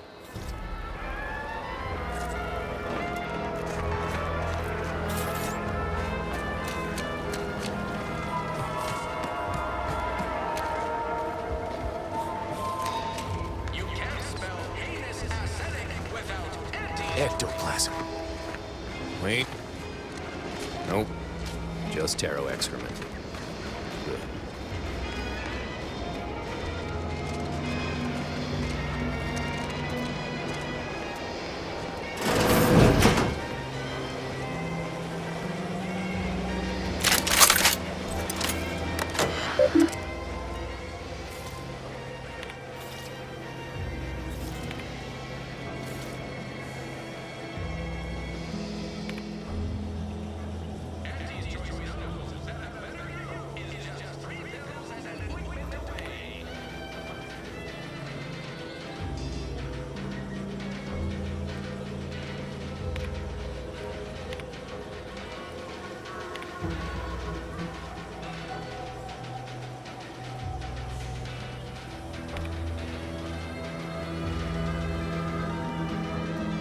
DeVries sure has some cheek putting the Earth Directorate symbol on her wall after everything she's done.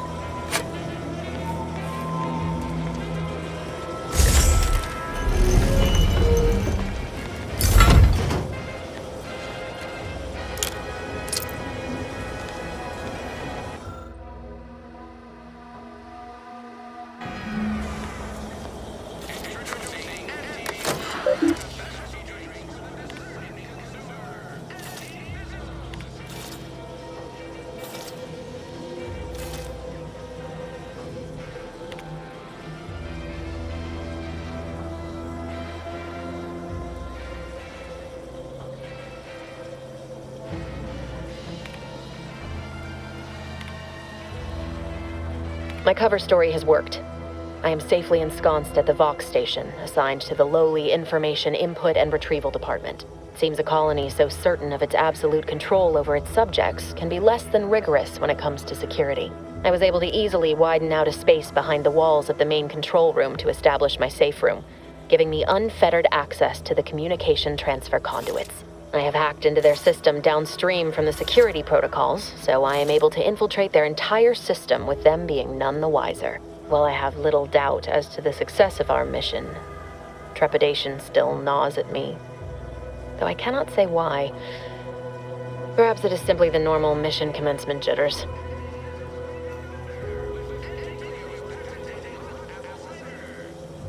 I thought my duties complete. Information gathered, reports filed, preparations made. I'd even created a fictitious identity and work transfer to Horizon Point Station well ahead of schedule, in order to keep anyone from tracking my movements upon commencing the mission. All that was left was the waiting. Or so I thought. Then, troubling information came to light. I've seen the numbers. I've seen the equations. While I don't understand all of it, I understand enough to know it is the truth. And I am the only one in a position to act upon it, though it means the betrayal of my team and the duty I swore to uphold. But can I? I did it. They are all dead. And I am still alive. I had not expected this. I had prepared no alibi, and so felt assured my ruse would be discovered and I'd not have to carry this burden. But the complete gullibility of the Protectorate subjects cannot be underestimated, it seems. My threadbare excuse of my grievous wounds as pitchball injuries was accepted without question. I can only keep telling myself it had to be done. Something which becomes harder by the day as the rift anomaly grows in the sky. But it was all part of the plan.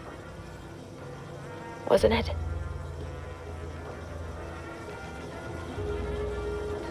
I can't believe this. Void me if I understand any of this. DeVries sold us out for what? Because of a few equations? Some dots and lines on a graph? Good fucking law. I mean, she wasn't a damn scientician. She said it herself. She didn't understand all of it, the math. So what was she thinking? No. You didn't know her. Not like I did. Like I thought I did. Damn it. I never wanted to talk about this. I wanted to just leave it alone. Told myself, no point in dredging up the past. Should have known he wouldn't rest. DeVries may have saved me on Triangulum, but I wasn't the only one looked up to her. Lots of the other recruits talked about her too, back at the academy. We all thought she was the pinnacle of what an agent should be. Tough, smart, ain't a job she couldn't get done. And better and faster than everyone else. Inspired all of us.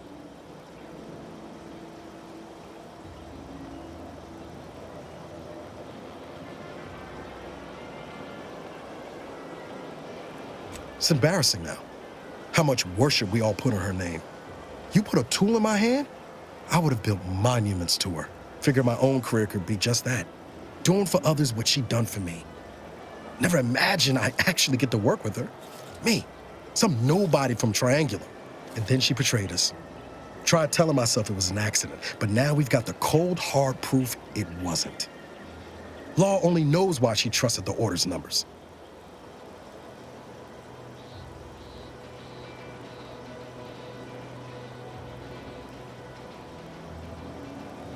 The Order of the Ascent is just another sect of the Order of Scientific Inquiry. The Grand Plan and all that used to be part of the Protectorate before their big falling out.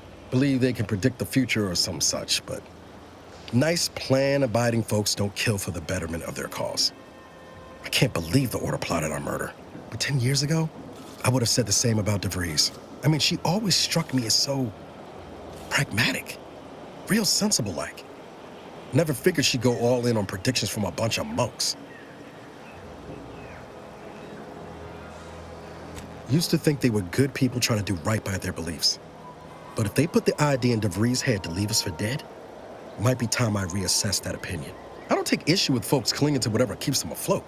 Math, science, the grand architect, void, even capital. I know how most colonies run, but when those beliefs start to require hurting others, even killing them, that's worth questioning their virtue.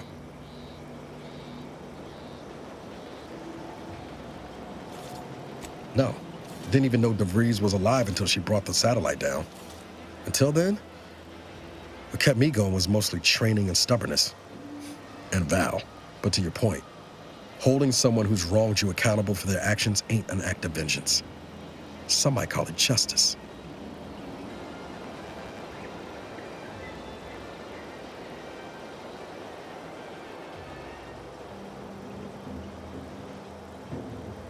You forget we're on the same side here, Commander?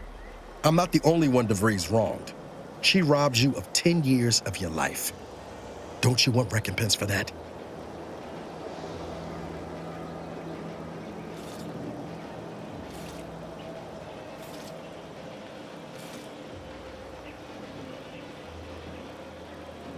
No. But it might keep her from stealing more years from someone else. Or doing worse still. Whatever her plans, she started putting them in place while stationed undercover at the Vox Relay. Our next point of order ought to be getting in there. Reckon there's got to be someone on the island who can help us with that. Let's keep asking around. Friendly like.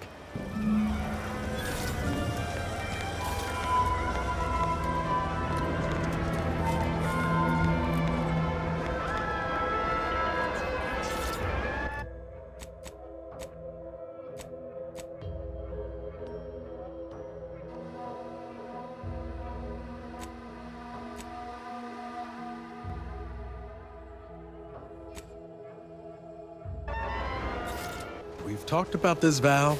Ain't polite airing folks' private health information in front of others. If oral capsules are not your preferred delivery method, suppositories may be a viable alternative. All right. I'll take the damn supplements. The normal ones. And maybe I'll examine your courtesy settings while I'm at it.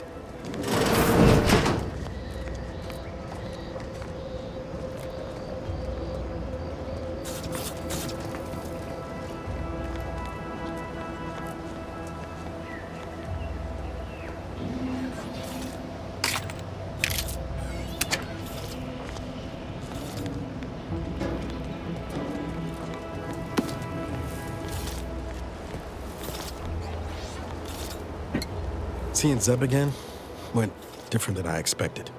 Not that I had high hopes for tears and confetti, but damn. That's appreciated, Commander. Maybe I ought to apologize straight away. But I'm not convinced I did the wrong thing, leaving. Had I stayed, who knows? Likely I'd have gotten us both killed.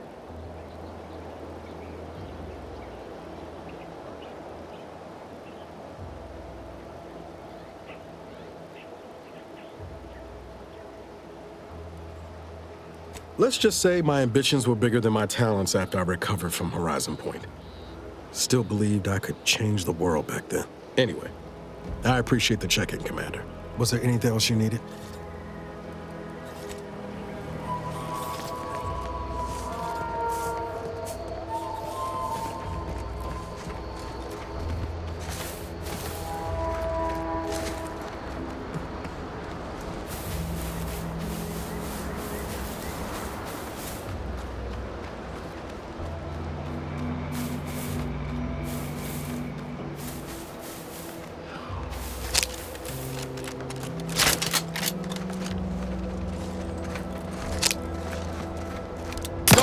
Let's get the signal.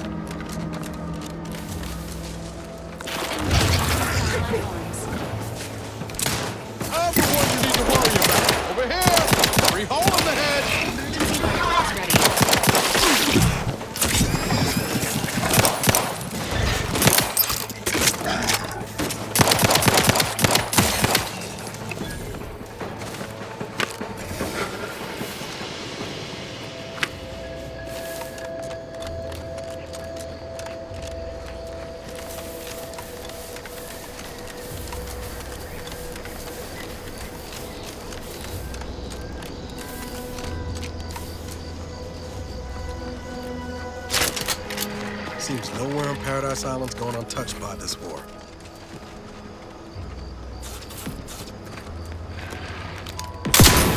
Sequencing attack strategies.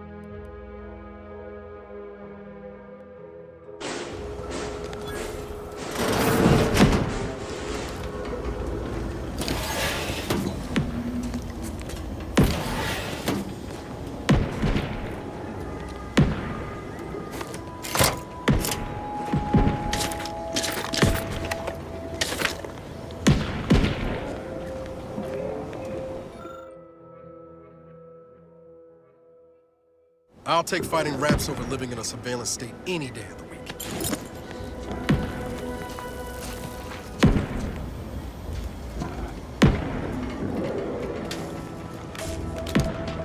Enthusiastically recognizing unfriendlies.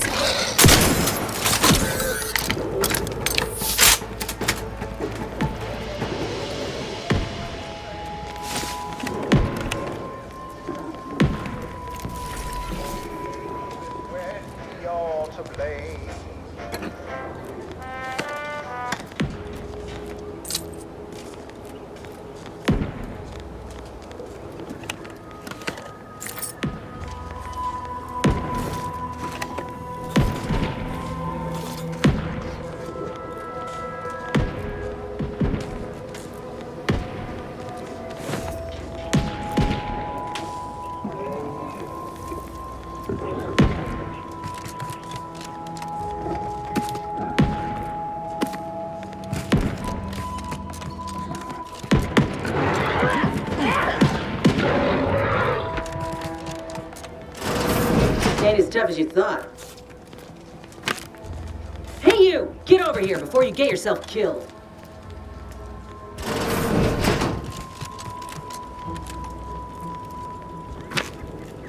No, you ain't got what I need. And you can't come stumbling around here looking like prey. These raps ain't had a bite to eat since their pods dropped from the look of it. And a desperate rapt is a dangerous rapt.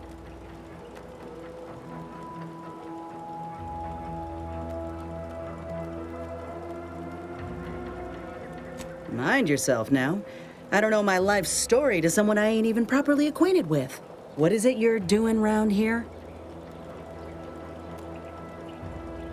Oh, that's a high-profile target.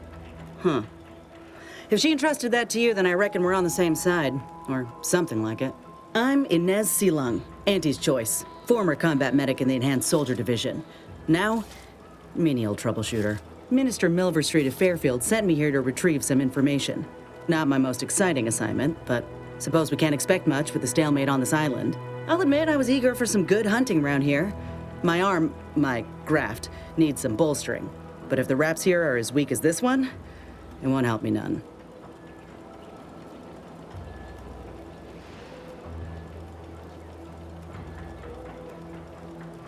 When there's paperwork, there's enemy secrets. And dropping Raptidons on the place is a quick way to stop any personnel keen on destroying those secrets before we find them.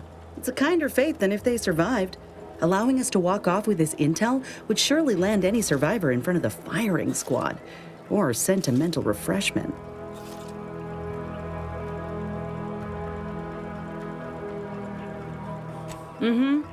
This place is an archive of Protectorate censorship. If it's been sanitized, censored, or rewritten out of the Protectorate's history, the Ministry's where you'll find it. And apparently there's some highly sensitive intel about mental refreshment hereabouts. The Minister sent me here to find it.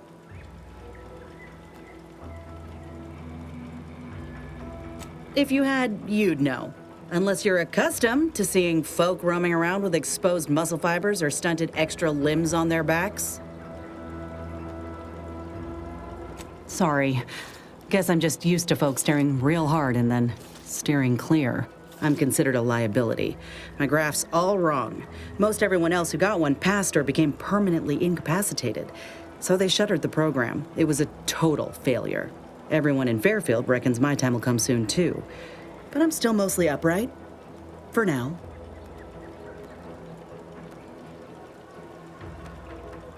I just know I can do more for Auntie and for the war. It's just this damn contract. Unless I can amend it so I might fix my graft, proving myself ain't happening anytime soon. Weren't many of us grafted soldiers to begin with. To think I'm one of the lucky ones.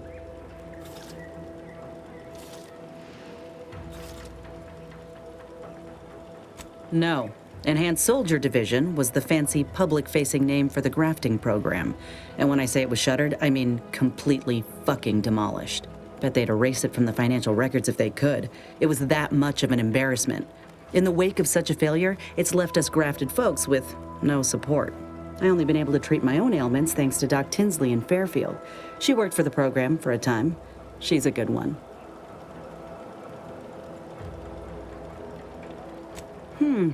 She's bound by contract to work on whatever task Fairfield's illustrious leader set her to, nothing else. But she also ain't quite got the hang of the employment thing. Get the feeling you will. Go on now. There's probably plenty of Protectorate info waiting to be scooped up if you're keen. Just mind the raps. I got what I came for, so I reckon it's time to see about my contract. Law knows I could use a lucky break. Just me, or did Inez remind you of Helen? Tough like her. Shame she's with Auntie's choice.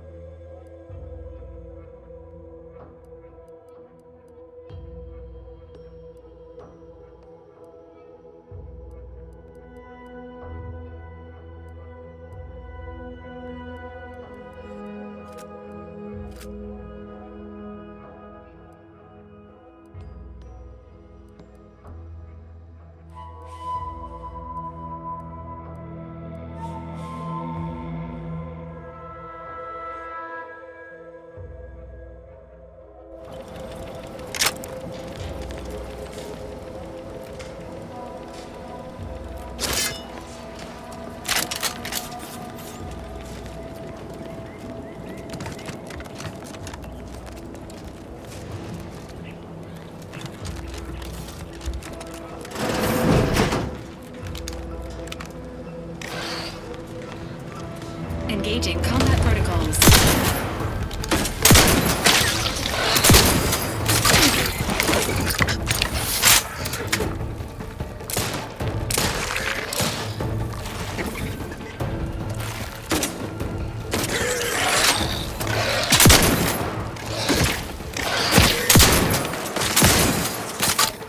Ready to waste them.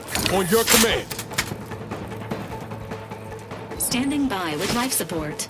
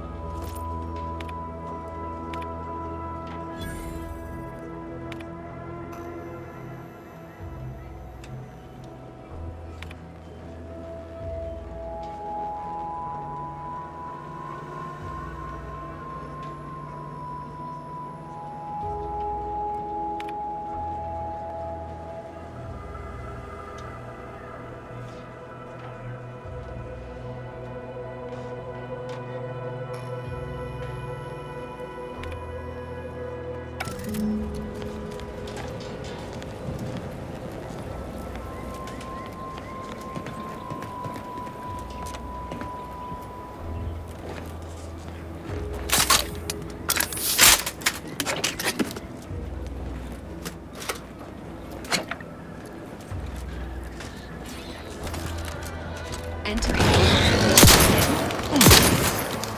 Commencing combat-related activities.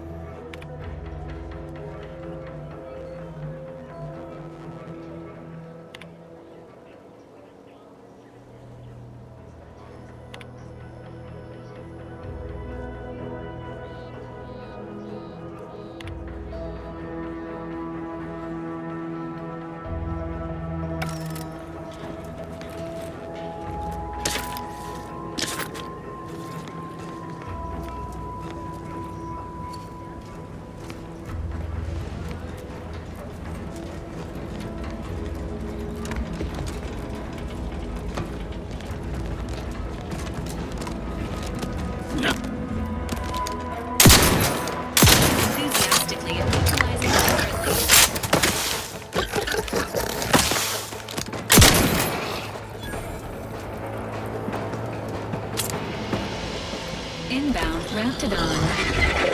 Nobody around. Looking a few corpse low, Commander.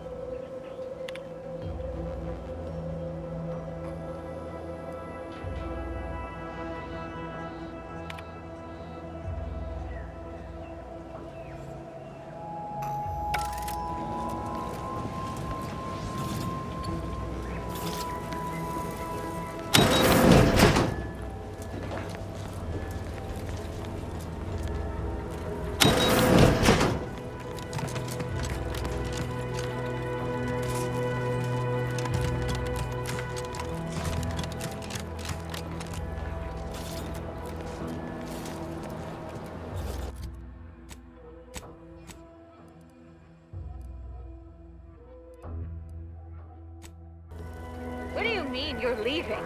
Ship's over. I have a life outside this place, you know. A life? Outside our lab?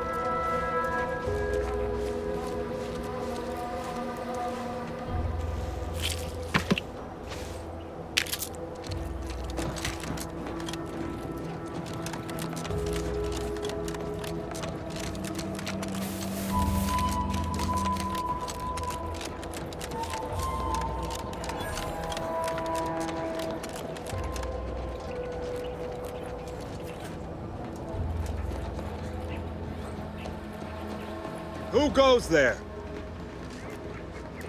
By orders of Marshal Donaldson, no one comes or goes to the Automech Repair Center without approval. What's your business here?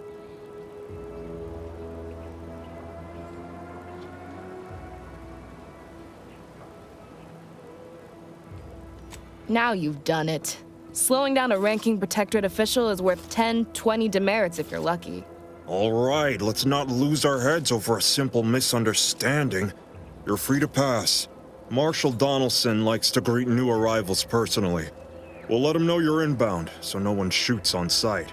Oh, and fair warning, watch out for xeranium gas. We sprung a leak.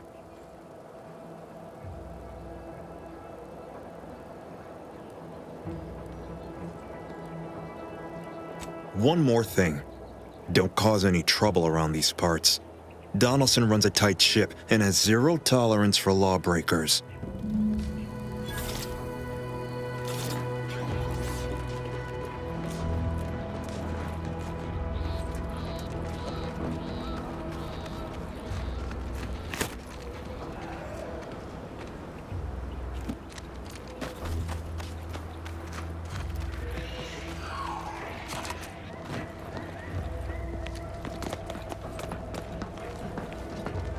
All that matters is getting these automechs to the Vox relay station.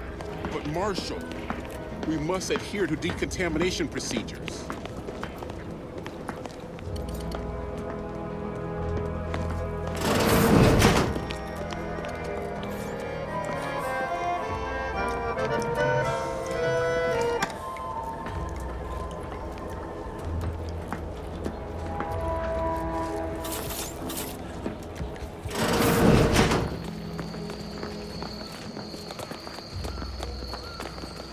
Might be wise to give that large gas cloud a wide berth. Don't think there's anything to gain by getting near it.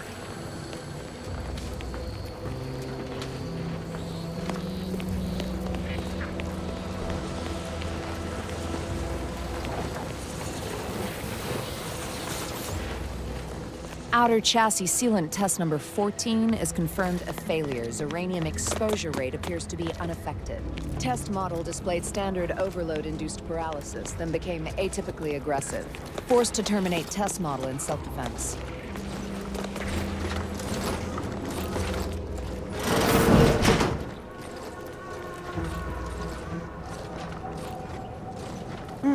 Yes. Let's have a look at you. No signs of xeranium exposure, or anything else novel or interesting, apparently. Another humdrum workaday ailment, no doubt. Nothing requiring my vast expertise, surely.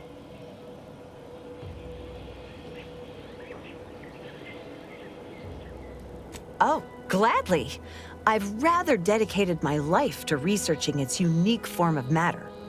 What would you like to know?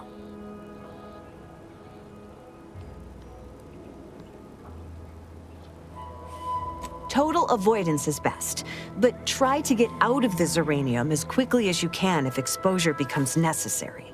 Come to think of it, there may be some exciting new breakthroughs in the near future.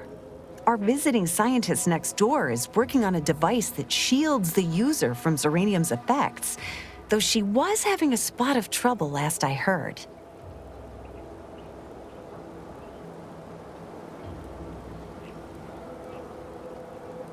Don't have much to spare, but you're free to have a look.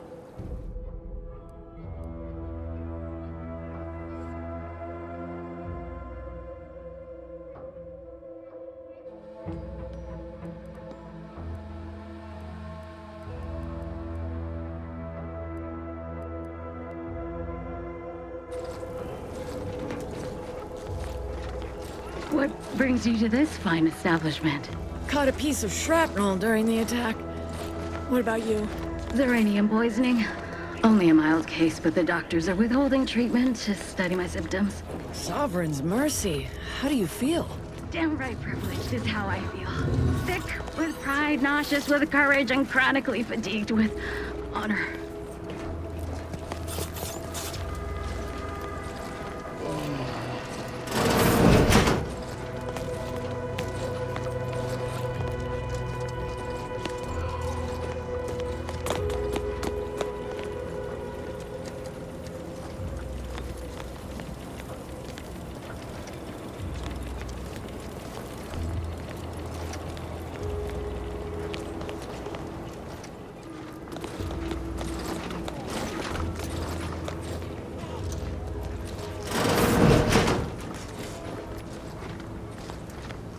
Oh yes, I adore interruptions. I was just saying, what's best for stoking the spark of invention? Regular disruptions to one's train of thought. Now what is it you want?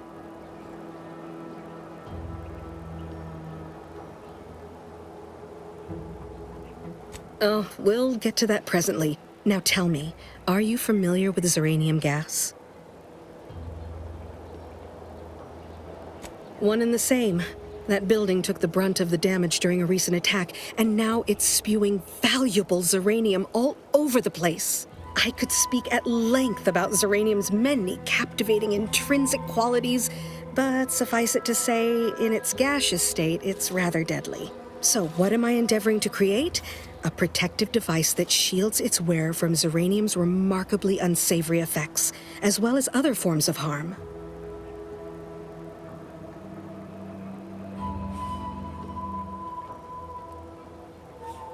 Quite splendidly, if I do say so myself. The principal function of the device is confirmed operational. I merely need to work out some minor implementation concerns. Alas, while I'm occupied with inventing this shield gadget, I also find myself in need of assistance regarding its key components. Good. Wonderful. As an added incentive, I'll allow you to keep one of the prototypes once the work is finished, so you be sure to give it your all. Now here, you'll need this apparatus. It's for collecting stray Xeranium effluvium. Gas, that is. My supply is running low from all the iterative testing I've been performing. Merely activate the device once it's inside a Xeranium cloud, the one around the main hangar specifically. Try to avoid any fields of dense Xeranium, or death is all but assured. Any questions?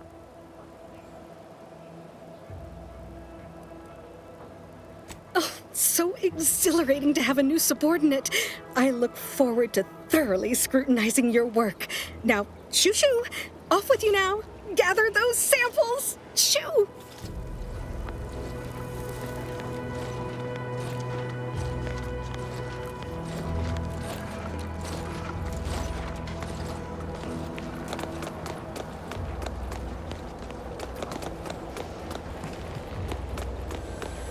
Not sure we should get any closer.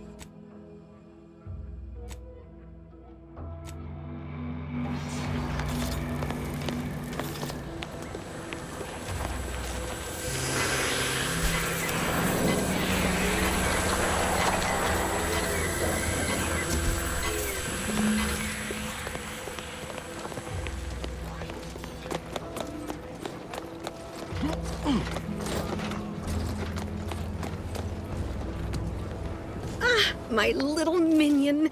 I trust you've made progress in your tasks? What did I tell you? Perfectly safe. Either that or you tolerate Zeranium poisoning like a champ. Good for you. Should you suffer from any lingering symptoms of contamination, visit the medical center and they'll get you squared away. Now, on to business.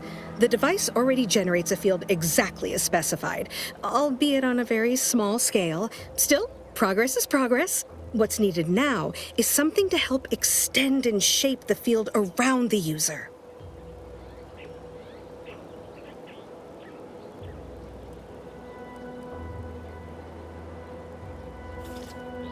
I require a component called a catalytic amplifier. You'll be pleased to learn there's one right here at the facility, in the Dragoon that's patrolling just outside. You would imagine so, wouldn't you? Unfortunately for me, our chief mechanist, Woodrow, wasn't enthusiastic about my proposal to geld his only combat automech. So you may have trouble getting your hands on the catalytic amplifier.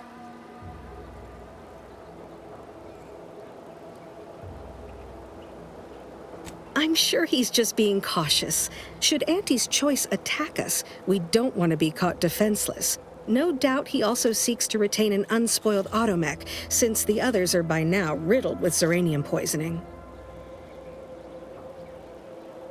Dragoons are a mainstay of our military. The design has been in production for decades. I had a model of one when I was young. All children did.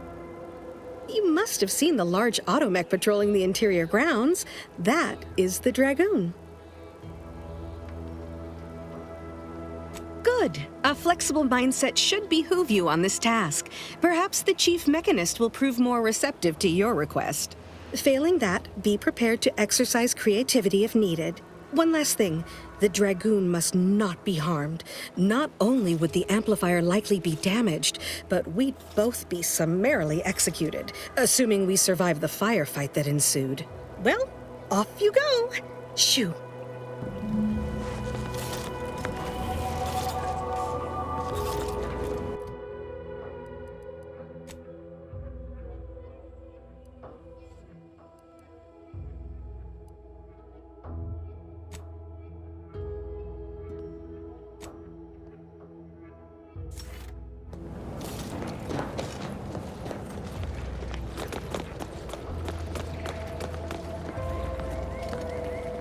Give me a sec. Almost done with this work list. Another sealant failure, amplifier requisition, and 2 more cases of Zeranium exposure. We're a mite bit busy these days.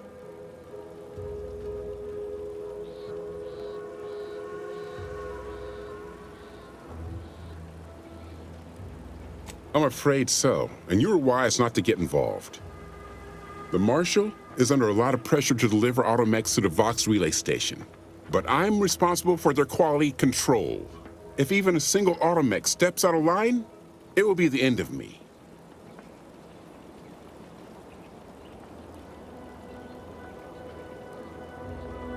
Zeranium-corrupted automechs open fire on Protectorate soldiers, and I end up in the darkest bowels of mental refreshment. Oh is right. The Marshal is a good man, but he values speed while I value accuracy. Neither of us is wrong, but in this case, we both can't be right. She and I have been over this 100 times. Please understand, the original staff of this facility were rounded up and refreshed because they couldn't safeguard a Protectorate asset. Why should I follow their example by reducing our sole working Dragoon to a pile of unpatriotic scrap? I can't. I won't.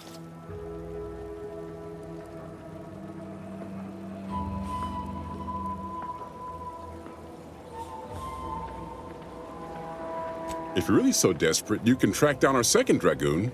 Damn thing wandered up the coast and hasn't been seen since.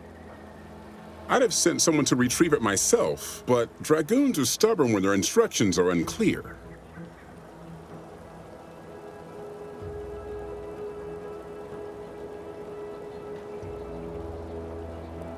Good hunting. Now, if you'll excuse me, There's work to be done.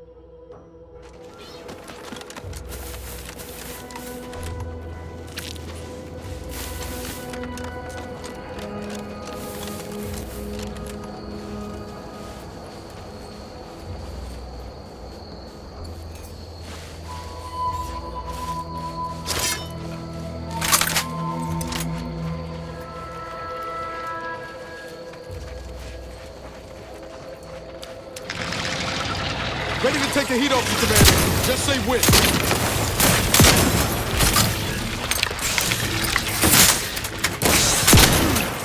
Commander, watch your vitals! It's what in the where now? Come at. Hey, got a distraction for you. Protocols not yet changed.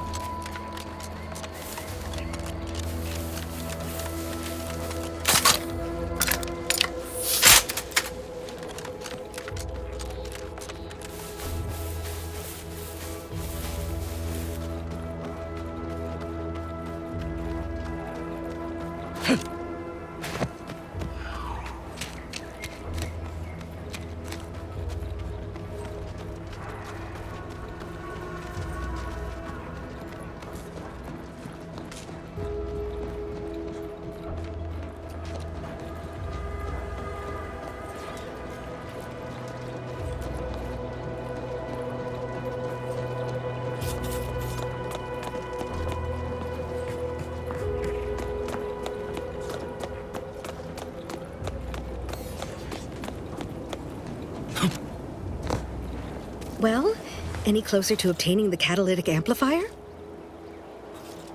Oh, superb! I'm almost tempted to ask how you managed it, but pressing on. Just a moment to remove what I need and install it in the prototype. With this gadget, you'll be shielded against more than Zeranium, you know. Damn near everything, as long as it's charged. Now, report to Marshal Donaldson, if you please. He's rather impatient to end this crisis so he can turn his focus back to the war.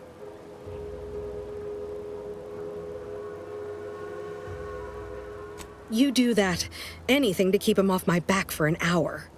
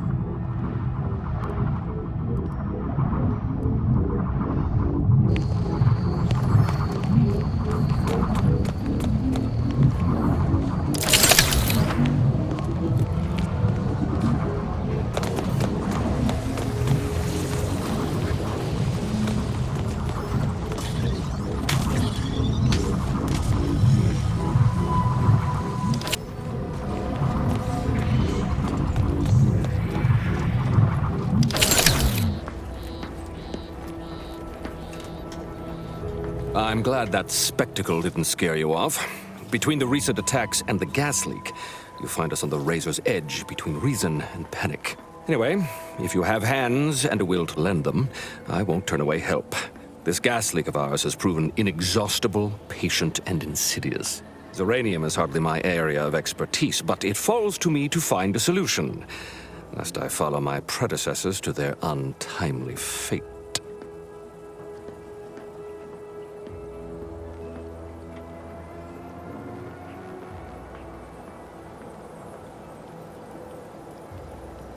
Speak with Delphinia Bryant. She needs all the support she can get, and I'll spare no resources on this particular problem. Her invention, once operational, will provide you a shield from the worst of the Zeranium. Her workshop is just past our clinic. Once you have the shield, see me about the leak. I'll give you all the details. I knew Dr. Bryant would come through for us, that she'd prove her worth as surely as any subject of the Protectorate would. Seeing as you're the only one trained in the use of that gadget, what say you put it through its paces? Make your way inside the repair hangar and find the control terminal to purge the Zeranium. And be careful with that terminal. We don't want the situation getting any worse.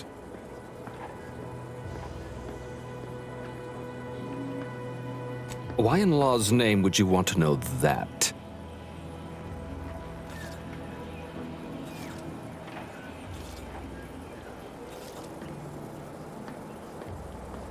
Now that is Protectorate diligence at its finest. I suppose if some computational greenhorn left even one of the intake conduits open and shut down the Zeranium flow, that'd be a disaster.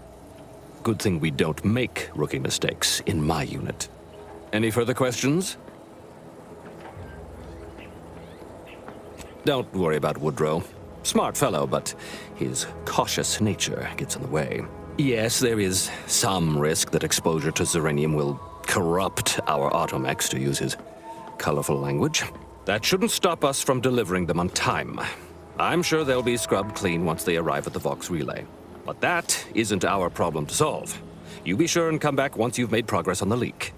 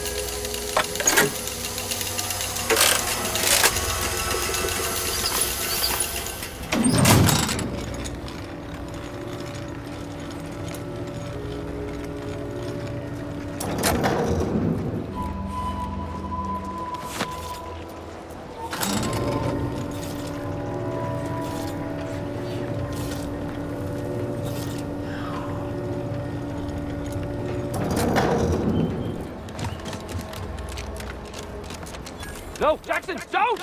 Don't fret. With these boots, I can fly! Hal? Are you breathing? Say something!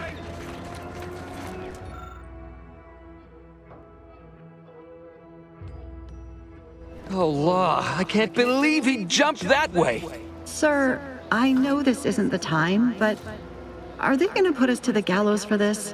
What? No. That ain't how we operate in Auntie's Choice, Liza. We might be looking at a pretty fierce demotion for losing half our workforce and getting stuck up here, though. Demotion to fertilizer? No. Now cease your jawing. This ain't the time. Hey, you! You down there! Would you mind checking on our fellow? Might he have survived the fall?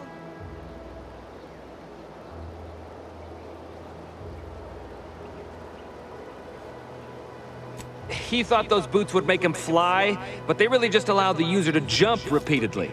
Unless their downward velocity is too great. If so, well, you see what happens.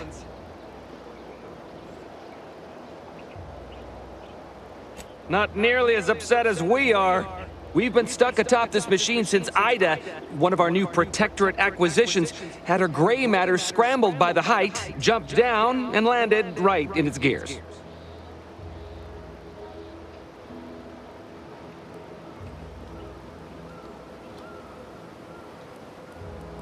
I admit it looks bad, but please don't tell me you're filing a complaint. I didn't ask for these Protectorate sods. They were assigned to me. That's unnecessarily hurtful. But I understand why you're lashing out. No. I mean, yes. Well, maybe. Probably. I'm fairly sure Jackson thought the boots would work. A mistake likely inspired by misbegotten faith in his old way of life. But Ida... I can't fathom no sensible motive. She joined us shortly after Auntie liberated her with the freedom of meritocracy, and she seemed happy enough. Were you not listening? She said she'd always be a loyal subject. It was part of the endless inculcation we endured in the Protectorate. It can prove insurmountable for some. The notion that she'd sacrifice herself, even after seeing the vast possibilities in staying alive and climbing the corporate ladder, it's just impossible to cognize.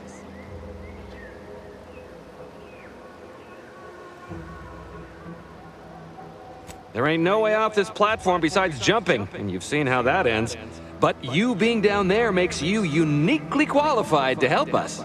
The reason Jackson tried using those plasma thruster boots was to gather a piece of machinery we'd spotted on a little table halfway up the spire. It's a drive overloader. If we install it, we can push the platform's arm hard enough to... well, to grind old Ida out of the gears. Though the power of that overloader will deluge the system and, well, overload the drive and burn it out all permanent-like. But desperate times and all that. So if you were to use them boots to bound up the spire and deliver the overloader to us, we'd avoid the tragic fate of our two former cohorts.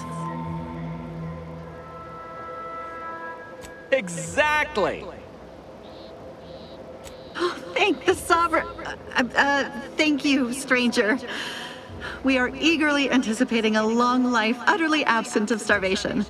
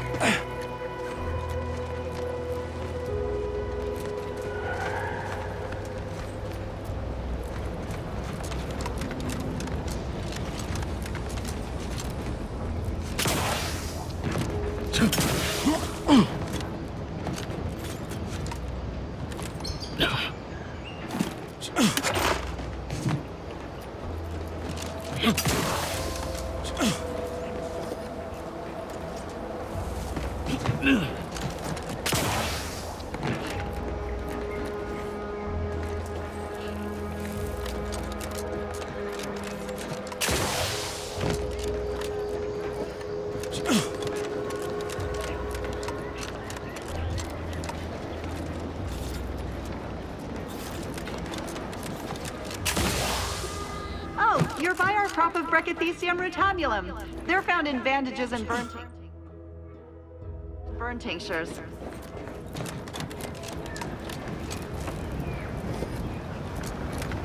If you don't have that drive overloader, ascending may be a waste.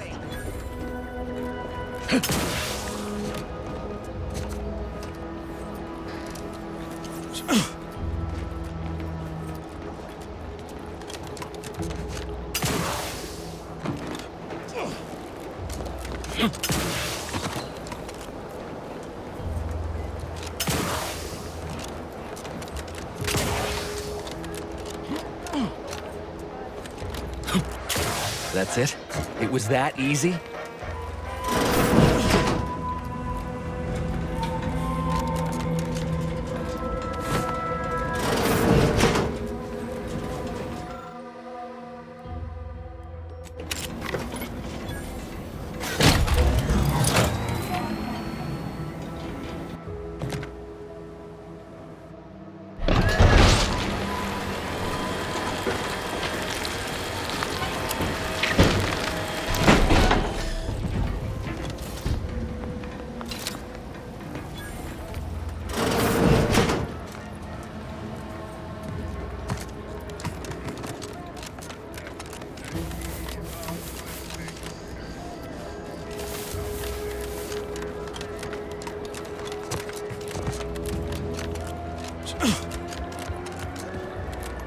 You're really something else, stranger.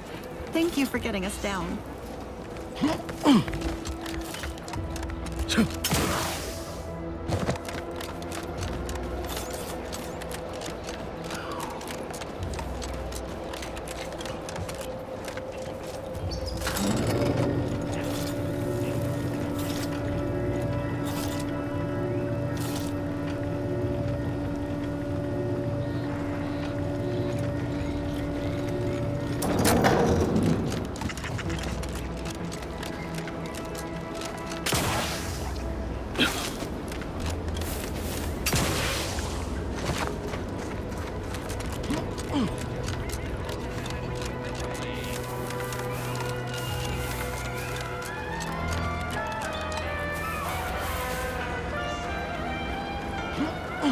People think I got ejected from the saloon because I'm 3 sheets. I've been gone a while. How'd it go? Tell me you got good news.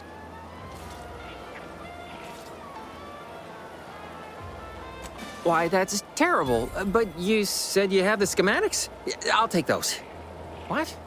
Sovereign's finest potato corollary peeler? This was supposed to be a guaranteed bestseller. Who in their right mind would... Jackson, you idiot! Ah! It's a good thing he's dead, because if he wasn't, I'd kill him! There's no... God damn it! I'm never getting that promotion.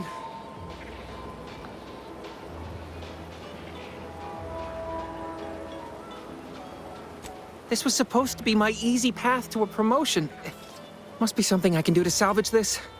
Tell me, did you come across any other advanced Protectorate technology while you were there? Anything more, well, easily marketable?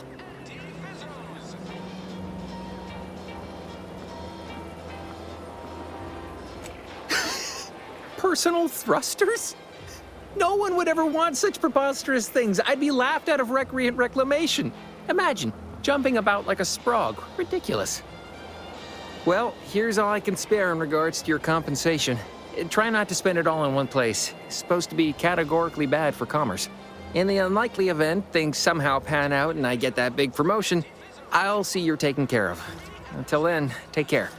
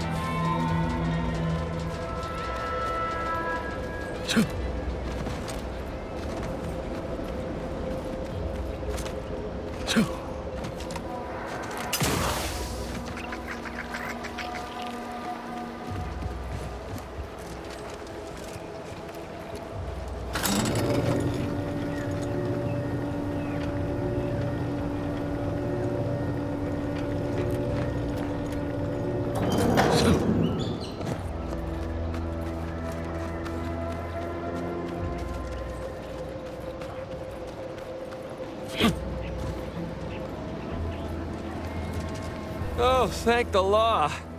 I never thought of myself as a vertiginous sort, but being trapped 100 meters in the air will make you reconsider. I mirror that sentiment, to be certain.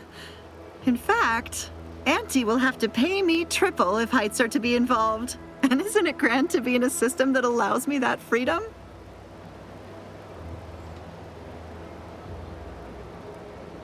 What do you mean? You're already getting our urgently improvised extortive rate.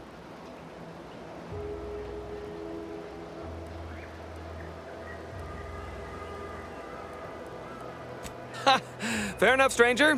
What with the day's festivities, I imagine all our cerebellums are mighty strained. Here's your reward for evacuating us with all our parts intact. I perhaps ain't as awash in currency as I'd prefer, so you can have my helmet as well. It was useful for identifying crops we'd missed in our harvest, but to be honest, I'd like a little distance from plants for a spell.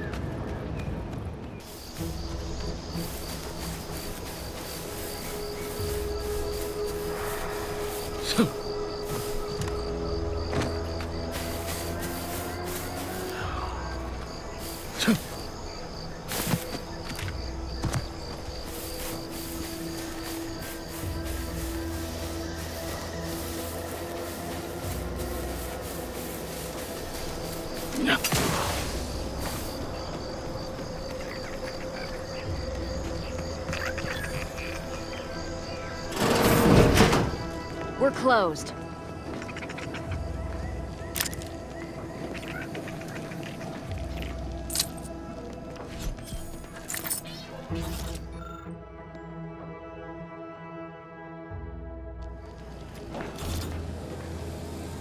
Did you not hear me? This place is closed. No learning today about how everything happens according to the obscure calculus of an indecipherable plan.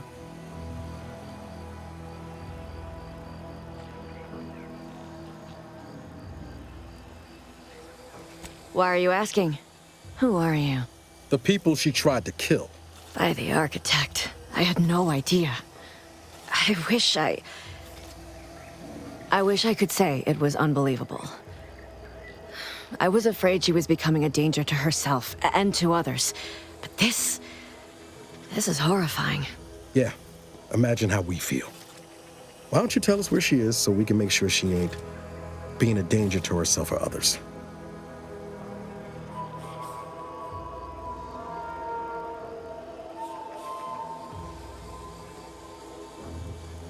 The anguish she always seemed to battle with, I fear it may have finally overwhelmed her. And could likely be what's driven her to her present course of action. I wish I knew. It's nothing good, I can tell you that. I haven't seen her since before the corporatists invaded the island. I'm afraid she's going to do something terrible, but I just don't know what. Maybe none of this would have happened had I not introduced her to Victor. How did... You saw her terminal, didn't you? Victor's an Order archivist. We were all friends for a time. But then, shortly before the schism, they started talking to some others inside the Order. That's when things became tense. I started to become uneasy, scared, really. She kept getting angrier with the Order the more she worked with Victor and her other contacts. On top of everything else, it became just too much for me.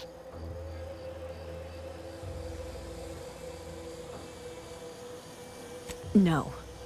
But it had to be someone's fault, right? The Protectorate couldn't possibly have failed to safeguard the colony. And they had to answer the accusations the Order leveled at them. among other things. For some reason, she was obsessed with the cliffhanger ending of Chapter 6. It was the one where capitalist fanatics brought complete destruction upon Arcadia. But you know how it works. It was somehow miraculously saved at the beginning of the next chapter.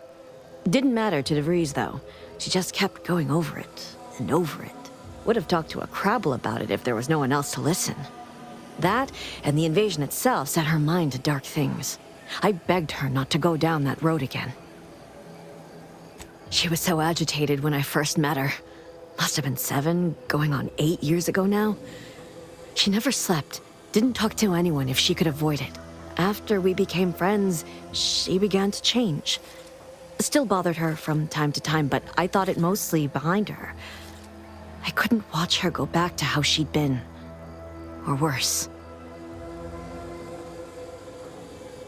We became friends when she...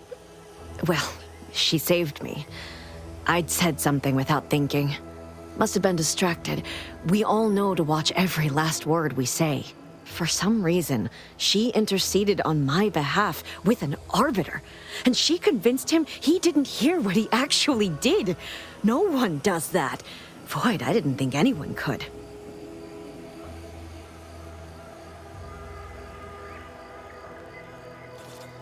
We all were, originally, before the schism.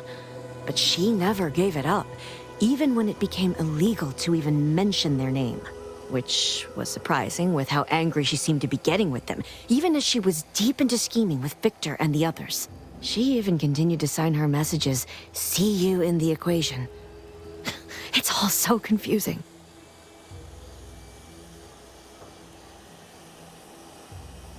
What do you mean? It was where she worked, one of the Protectorate's communications hubs. She didn't speak of it much, at least to me. She may have spoken to Victor about it. She ain't the only one. It's difficult to explain. She spoke about things in unfamiliar ways. I felt her words to be freeing, at first. But slowly, I began to feel unmoored, doubting everything I ever knew. She said learning the truth of things was worth it.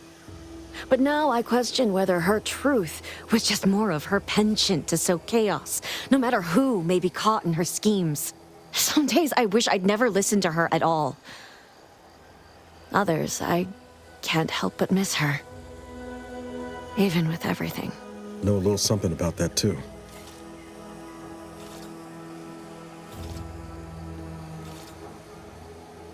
I did try to. Once. After the corporatists invaded Paradise Island and took over Fairfield. They seemed to let anyone in there. Some boisterous fellow even tried to recruit me.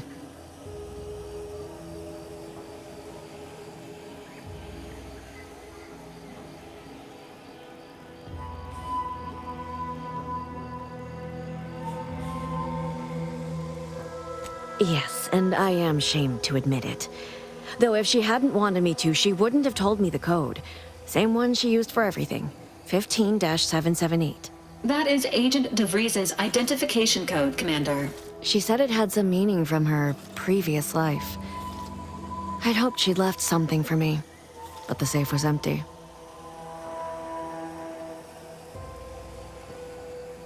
I know I've no right to ask this of you, but when you find her, please remind her of who she used to be. She's unwell, but I know there's still hope for her.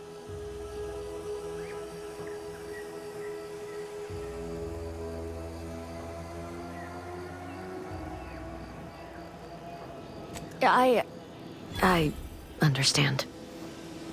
Perhaps it actually is for the best. I truly cannot say.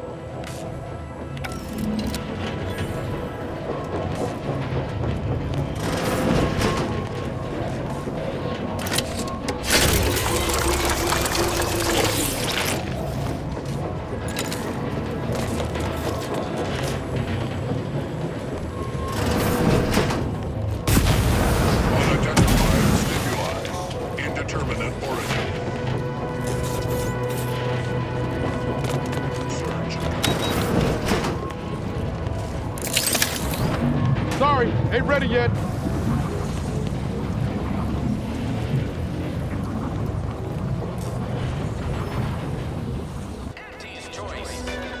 I've been bartering with defectors. Traded one Force rocket for a whole tin of prestige Force glow. Straight up. You ever find yourself with too much disposable income?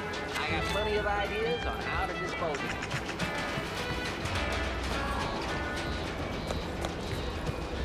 Minister, I'm telling you I can do more. I've been proving myself to you time and again, haven't I? All I'm asking is a mite of trust. Let me fix my arm, and I'll... Calm down.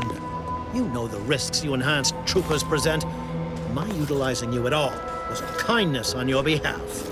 I'll calm down when you stop bringing your little excuses. How about that? Do try to understand my perspective. You were so lethargic returning, I had you pre-marked as a casualty. Do you know how many forms I've had to fill out on your behalf? Now hold on. I went into enemy territory crawling with dangerous creatures for you alone to get some dusty report.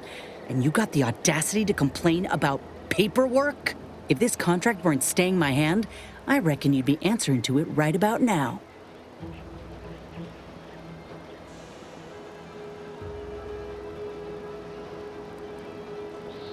You mean grant preferential treatment to a subpar contractor?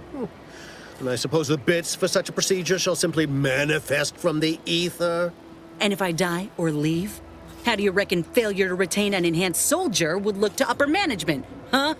Please pay this disgruntled employee no mind. What would she do without Auntie's hand to guide her if she were unemployed? I should think death the preferable alternative. That's it. I'd rather be a down-and-outer for the rest of my life than crushed under your counterfeit leather boa boot a second longer. I quit!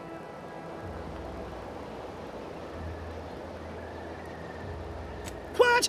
I have done nothing to deserve such barbaric treatment. This is unheard of, and I might add, you'll not be welcome with an Auntie's choice once more. We'll not take a contract shirker back into our fold. So you say, but Auntie's choice ain't seen a trooper like me before. You'll regret counting me out.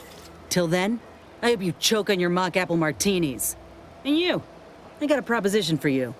Come find me when you're done with this clown. She will most assuredly regret her decision. Most assuredly. But I suppose that is no longer my concern. Troopers abandoning their contracts, blackguards like you running rampant. What is becoming of this island? I fear I may never know.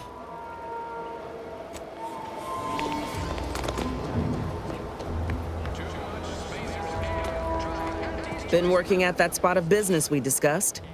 Easier to lead with fewer targets nibbling at your psyche. Loose your words. I'm listening. Scouts reported a plume of smoke thick and wide billowing from the facility. Sure didn't seem to be mechanical exhaust. Got more to report?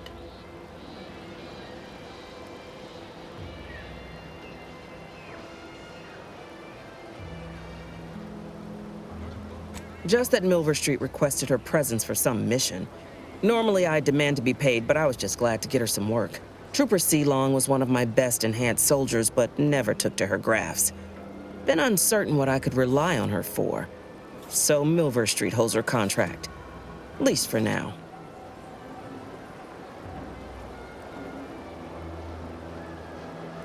Now, let's talk helping you. There's a bridge gating entry to the northern part of the island. You want to get to the Vox? First step is getting through it. There's an alternate path, but it's blocked by Zeranium. I'll order my troops at the forward operating base to aid you, and you'll punch through together. From there, your target's the Skycutter Tower. Seems it was recently reactivated, and by our engineers' metrics, might be useful in overloading the Vox's defenses. Wouldn't trust the Protectorate's over-engineered perfection to cook a spratwurst. Give me the no-frills, disposable quality of Auntie's choice any day. If by some miracle your contraption doesn't turn you inside out, I'd give you a much quieter route to the Vox. Much as I'd like the bridge's clearing. Once you pass to the northern end of the island and enter the Sky Cutter, you'll need to find the tower's power routing controls. Mayhaps you can wreak some chaos at the Vox. Step light, though. There's no Protectorate gallivanting near the tower, which, like as any, means something bloodthirsty lurks within. Stay intact.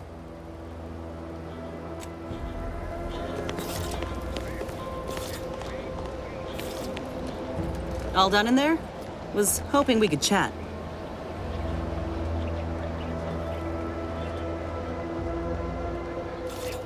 Hope that little dust up back there didn't put you off. My contract had me caged, and I was glad to get a few licks in during the jailbreak. Got a proposition. Since I'm newly free-ranged, and you're free-ranged yourself, thinking we ought to team up. You're going places. I want to go too. If you help me fix my graft, you'll retain the services of a fully functioning enhanced soldier. Me. Don't matter what you set your mind to, together we'll be unstoppable. And in time, maybe I'll have earned myself the clout to be welcomed back into Auntie's choice. Had a feeling you knew a good offer when you seen it. Once I'm in top form, you'll be pleasantly surprised to see what I'm capable of. Just gotta find out how to get there first. Doc Tinsley worked with Grafs for some time before she came to Fairfield. Damn fine scientist. Reckon we should visit her lab at the edge of town to see if she's got ideas for us. This much of a crowd's not likely to keep a low profile. Someone ought to head back to mind the ship. Acknowledged. After you.